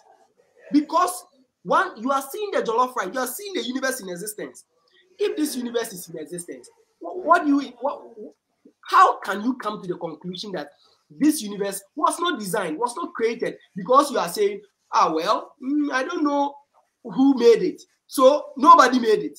I don't know who made the jollof rice, so nobody made the jollof rice. The jollof rice just came into being. Look at how the chicken is palatable. Look at how it is. You tell me that nobody did it. It just happened. What do you mean by that? Simply because human beings have emotions. We have love. We express all these things. Because you don't know where it came from, you are saying that nobody made it. That is an illogical position. All right, so thank you very much for that. And then we're going to be going to, I think, the last question for Mr. Derrick right now. Mr. Derrick, you've taken 2 questions, so this is the last question for you, and this should be wrapping up for us for today. So here's the question for you. Marcus Bro actually asked to Derrick, you mentioned God is spaceless. What is space? And how do we know what lies beyond it without invoking the multiverse hypothesis? Okay, thank you very much. So Marcus is the gentleman of the debating next. So if you want to watch that debate on Big Bang versus creation, please do watch that debate. Marcus, your question is that I mentioned that God is spaceless. What I mentioned was that when you talk about space, space is something which is material. And I know that you understand what I'm saying. Because even in the quantum world, we understand that when you have a vehicle, it's actually not a vehicle, right? And I know you understand what I mean. Maybe Henry doesn't appreciate the science, but you do. When we are referring to space, I'm referring to the material space like we have. Nothing brings nothing. So that space we have, we are saying that God is outside of that space. How do we define it? What you are calling space, you and I are calling space now, was not there at a point in time. God called it into being. So would God be that space? No. That's what I mean by spaceless. And if I say God is immaterial, God is not subject to physical or natural laws. No, that is not God. God is not subject to natural laws. That is not God. You get it? So if you're asking spaceless, that is your answer, Marcus. And I hope to see you in the debate when we meet. Thank you very much. All right. Okay, so that's wrap up the debate for us. But before we go, we're not going to be going without giving. Oh, sorry. Oh, Henry, please. Henry, your 1 minute, please. Yeah, I'm sorry notwithstanding, about I'm that. not a notwithstanding, I'm not a science student, but theologically, he said God was outside the space. He said he created space before he created heaven, so he was outside the space. Then he was outside the space when he created whatever. Then he was outside. He created space. Where was him before he created space? You need to go more back. You need to go more little back. He was outside the space when he created heaven and earth. Then when he created the space, where was he? You need to go more little back. You need to shift more back. You need to shift more back. He was in Jupiter. Okay, before he created the Jupiter, where was How him? can you be He was. Jupiter? And I'm just giving you example. I'm just giving you example. You are pushing it back. You are just distancing God from. He asks you, where all those kind of things. You are saying he's out of space. He created space and he's out of space. So where was he before he created the out of space you are talking about? You and the other one you made you are using a cooked food, all this other. It still attracts the question of who prepared the food. Who prepared the food? The rice, the jollof rice you are talking about. He's a person created by God. So that's faith. All right. Thank you very much for that. And that wrap it up for the debate for today. But then we're not going to go away without allowing the speakers 5 minutes closing statement. So what it means is that the two speakers, the two debaters will be having 5 minutes for their closing statement. We're going to be starting with Henry. Henry, your 5 minute closing statement starts right about now. Okay. Let me check my time before I... Thanks everyone who listened to this debate. Honestly, it's something to remember. And I thank my co-debater, Mr. Derrick, and the moderator. Thanks for this wonderful debate, honestly. But one thing I will have to say is this. Like I always say, no matter what you have been taught, like I always use myself as an example. My father is a reverend pastor in the Assemblies of God Church. Everything I'm opposing, he taught me about all these things. Everything Mr. Derrick thinks he believed, he taught me about them. But I stopped accepting what I was taught to, what I was told or meant to believe, and use my sense to examine, ask questions that are necessary. You too can do the same. I'm not debating so that you can become an atheist. No, but I'm just saying, you ask questions like, how did the world come into being? And then you rush a book, Genesis chapter 1. It limits your ability to ask more further questions. Because you are told in Genesis chapter 1, God created heaven and earth, all those things. It limits your ability. You need to understand. So no matter what you are taught to believe either by your parents, pastor, or school teacher, never fail to make use of your own brain to examine the whole things than just accepting what you are taught. And lastly, when you focus on whether morality, you can draw morality from God or not, is not the issue, it's not the essence of life. When you focus more on what is to come, which you are not sure of, you care less about what you have. And if you focus more on heaven we are not sure of, we care less about making this universe a better place for us, eliminating suffering, eliminating those kind of free will this guy, Mr. Derrick, is talking about, which we cause for ourselves. If we all can put aside my religion is better than your religion, insanity, I think we join hands and make this world a better place. People will have no reason to imagine this heaven of a thing, because the reason why 99% of people believe in heaven is because they are it's because of the frustration that is here in this place we are. They are just trying to escape it. We too, just keep aside religion. When you do something, help who you are supposed to help. Don't say, I'm doing it because of God, but say, I'm doing this thing because that is the essence of life, not just because you are doing it in order to inherit 2-bedroom flats in heaven. No, use your brain, think about whatever you are taught, ask yourself questions, even the ones that is confusing you. If you check, okay, this makes sense to me, fine. Okay, you accept it. If it doesn't make sense, don't just force yourself. No, I can't just leave this thing. No. That's all I have to say to everyone. Just learn to make use of your sense. Thank you very much for our listeners. No. All right. And that was an interesting submission. Thank you very much for that, even though you still have about 2 minutes. So we're going to go to Brother Derrick right now to give us his 5-minute submission. That's the closing statement before we finally call it a day. So for your 5-minute, Brother Derrick, start right about now. Okay. So, Corday, please, if you don't mind, kindly get me the slides that I used, the first one. Yes. The first one. You want to slide on? Yes, the first one for my 5-minute presentation.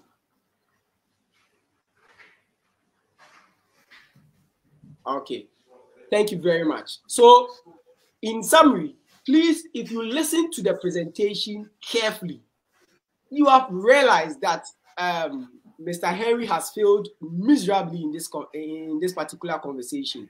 And if I say he has failed miserably, I'm not trying to maybe insult his intelligence.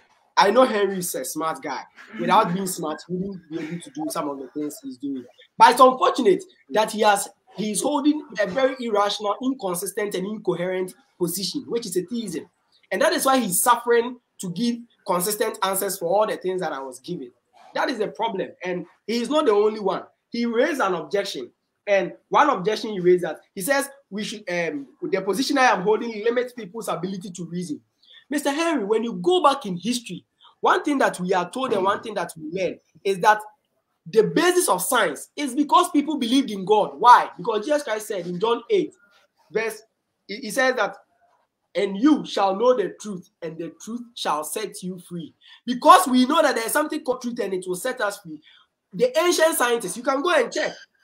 It is because of the ideas of Christianity, the idea of religion, the idea of God's existence. That was the bedrock of science. Go and check. And tell me, come and tell me that it limits people's ability to think. Yes, there are people who are abusing religion. Equally, people are abusing science. Equally, people are abusing morality. People abuse everything. But does that mean that the ideology we hold as Christians is false? No. It served as the basis for the technology today you have. Go back in time and look at it. And so you don't just make statements like that and think it's a good point.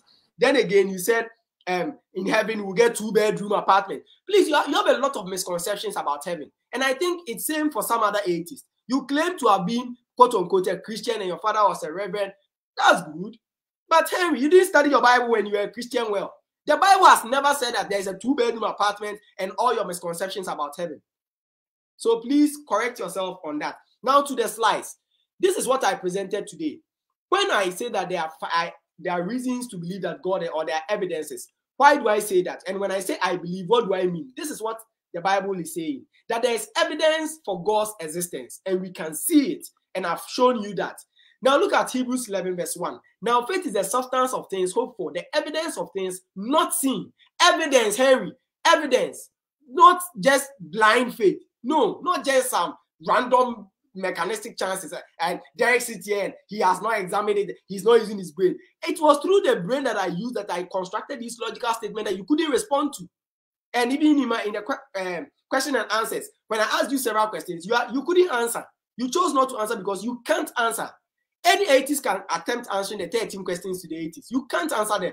You can't. If you answer, you contradict yourself. That is why you didn't answer. Now, when I say I believe, it's evidence-based faith, not blind faith. So Henry, correct yourself there, and every atheist should correct themselves. What kind of evidence? I've shown you what kind of evidence I'm talking about. My first argument was the argument of cause and effect. Matter demands a maker. Again, if you see design like Kakum National Park in Ghana, I would encourage you to come and visit that place. It's a very nice place. If you see evidence of, you see this effect, the universe, therefore somebody should have made it. Like Professor Stephen Hawking said, he says nothing caused the Big Bang, but he himself says, but the whole universe can come out of nothing. And it just doesn't make sense when his positions are inconsistent. That's the point.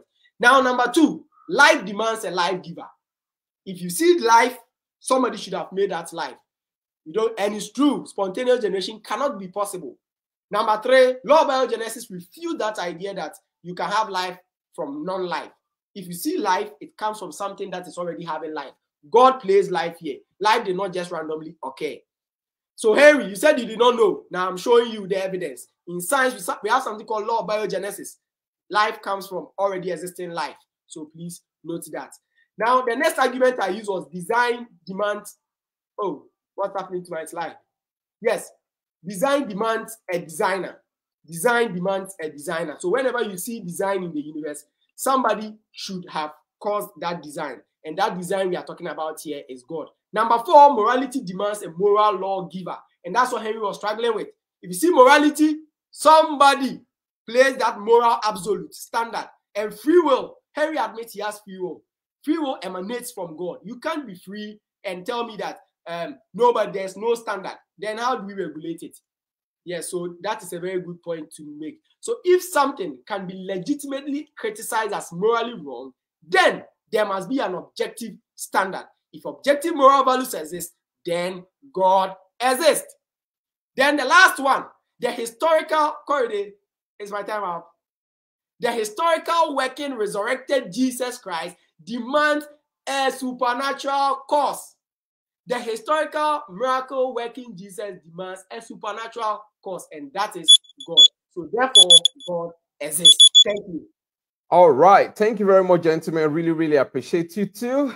Really, it's not really an easy thing to come on debating issues like this. It actually means that you've done a lot of work, a lot of research. And apart from that, I mean, sitting down for about 2 hours and 2 hours plus discussing issues like this is not really an easy thing. Now, that's why I really want to tell you guys in the audience to appreciate these guys. Okay, appreciate them.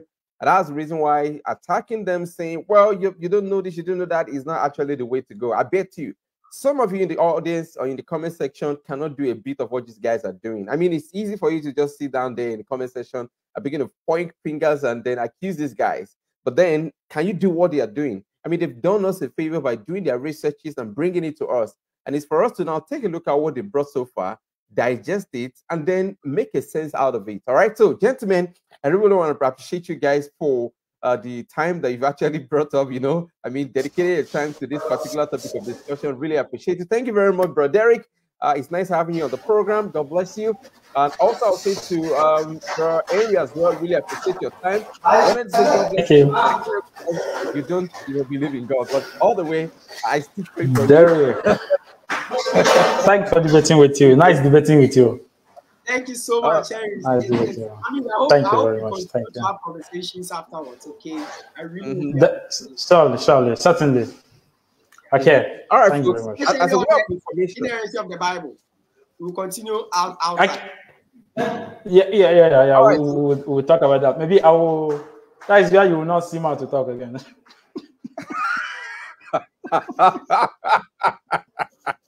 All right, folks. Really want to appreciate you guys. Now, as a way of information, bro Derrick is going to be having a debate on the 25th of August. Yeah, this month, 25th of August, 2022. All right. Sorry, 2022. Yeah, I'm right about that. So the topic will be origins of the universe, creation or Big Bang. And it's going to be 5:30 GMT, and that's 5:30 Ghanaian time, right? And that should be about 6:30 our own time. Okay, so if you want to watch this debate and you want to make sure you don't want to miss anything, just make sure that you add on to Spotlight on the World, either on Facebook, on YouTube. They are both channels on Facebook, YouTube, Instagram, TikTok. I mean, they're all over the place. These guys are doing a great job. They have an app to correlate. They can download the app. So you guys they also have an app, so you can actually download that app. So Derrick is going to be debating Marcus Bro. Marcus Bro is one of those who actually asked questions in the comment section today. So you want to make sure that you stay up to date on this debate. It's going to be very interesting. Brother Derrick, is this debate going to be in English language or in English language? English. Awesome. Because I'll be there. Yeah, I know. I will support my brother. Also, we need a debate like this. I will support my brother. You support me or you support him? Definitely the other brother, not you. Oh, not your brother. Oh. All right, folks. Don't forget again. It's going to be on the 25th of August 2022. That's next week. In fact, this week, because this is the beginning of new week. So you want to make sure that you don't miss that debate. All right. So now, as a reminder, also, Lord willing, next week we're going to be having on the Season Apologist Live Robert Spencer on the show. Robert Spencer is going to be coming on the show, and we're going to be discussing the critical Quran. All right, the critical Quran. Now, for those who do not know, the critical Quran is a book written by Robert Spencer. I think it came out about last year or so. And then I have a copy right here. Okay, so this is the hard copy of the critical Quran. I need mine. So I'm going to be discussing this book with Robert Spencer, Lord willing, on the 20 what now? It's actually next week. Okay, yeah, it's next week. So that will be on the 28th. Yes, there you go. That will be on the 28th of August 2022. All right. So, folks, we're going to be discussing this book right here, The Critical Quran. You want to make sure that you stay up to date on that, because We're going to be bringing out a whole lot of issues and things that you need to know about, especially if you're ministering to the Muslims. So next week, Lord willing, we're going to be talking about that.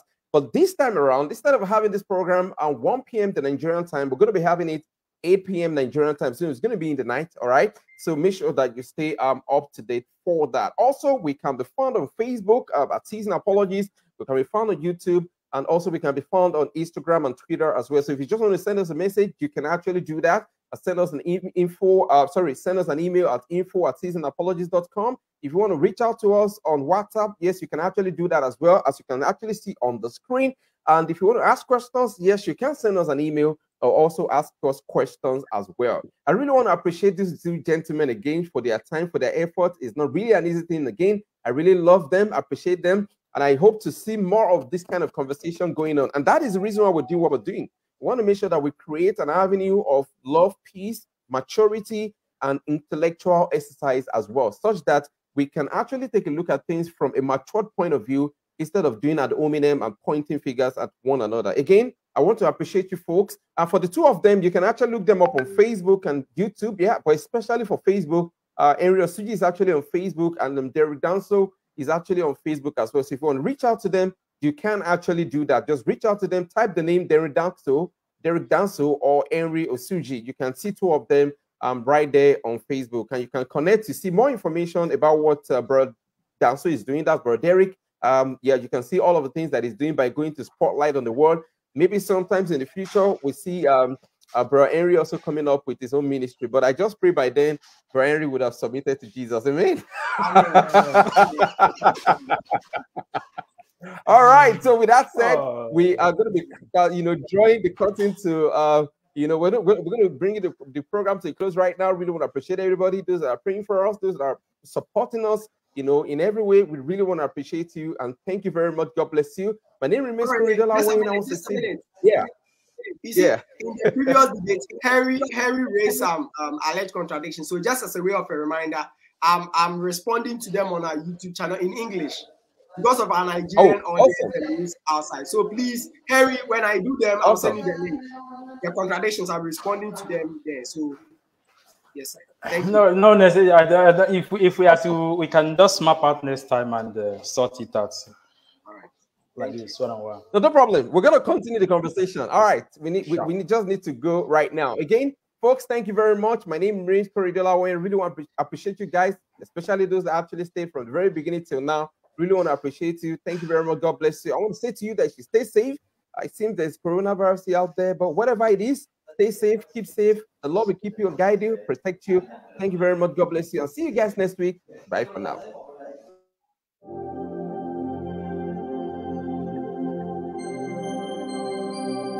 We love you, Lord, we love you. Father, we give you all the glory.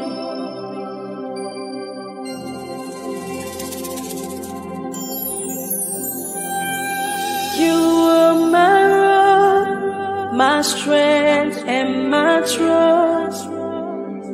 In you I live and move and have my being. You are my shelter, my peace, and my shield. You are my everything. You are worthy to be praised. You are my rock, my strength, and my trust. In you I live and move and have my being. You are my shelter, my peace, and my shield. You are my everything. You are worthy to be praised. Sweet Jesus, beautiful King, no Father like you, no friend like you. Your love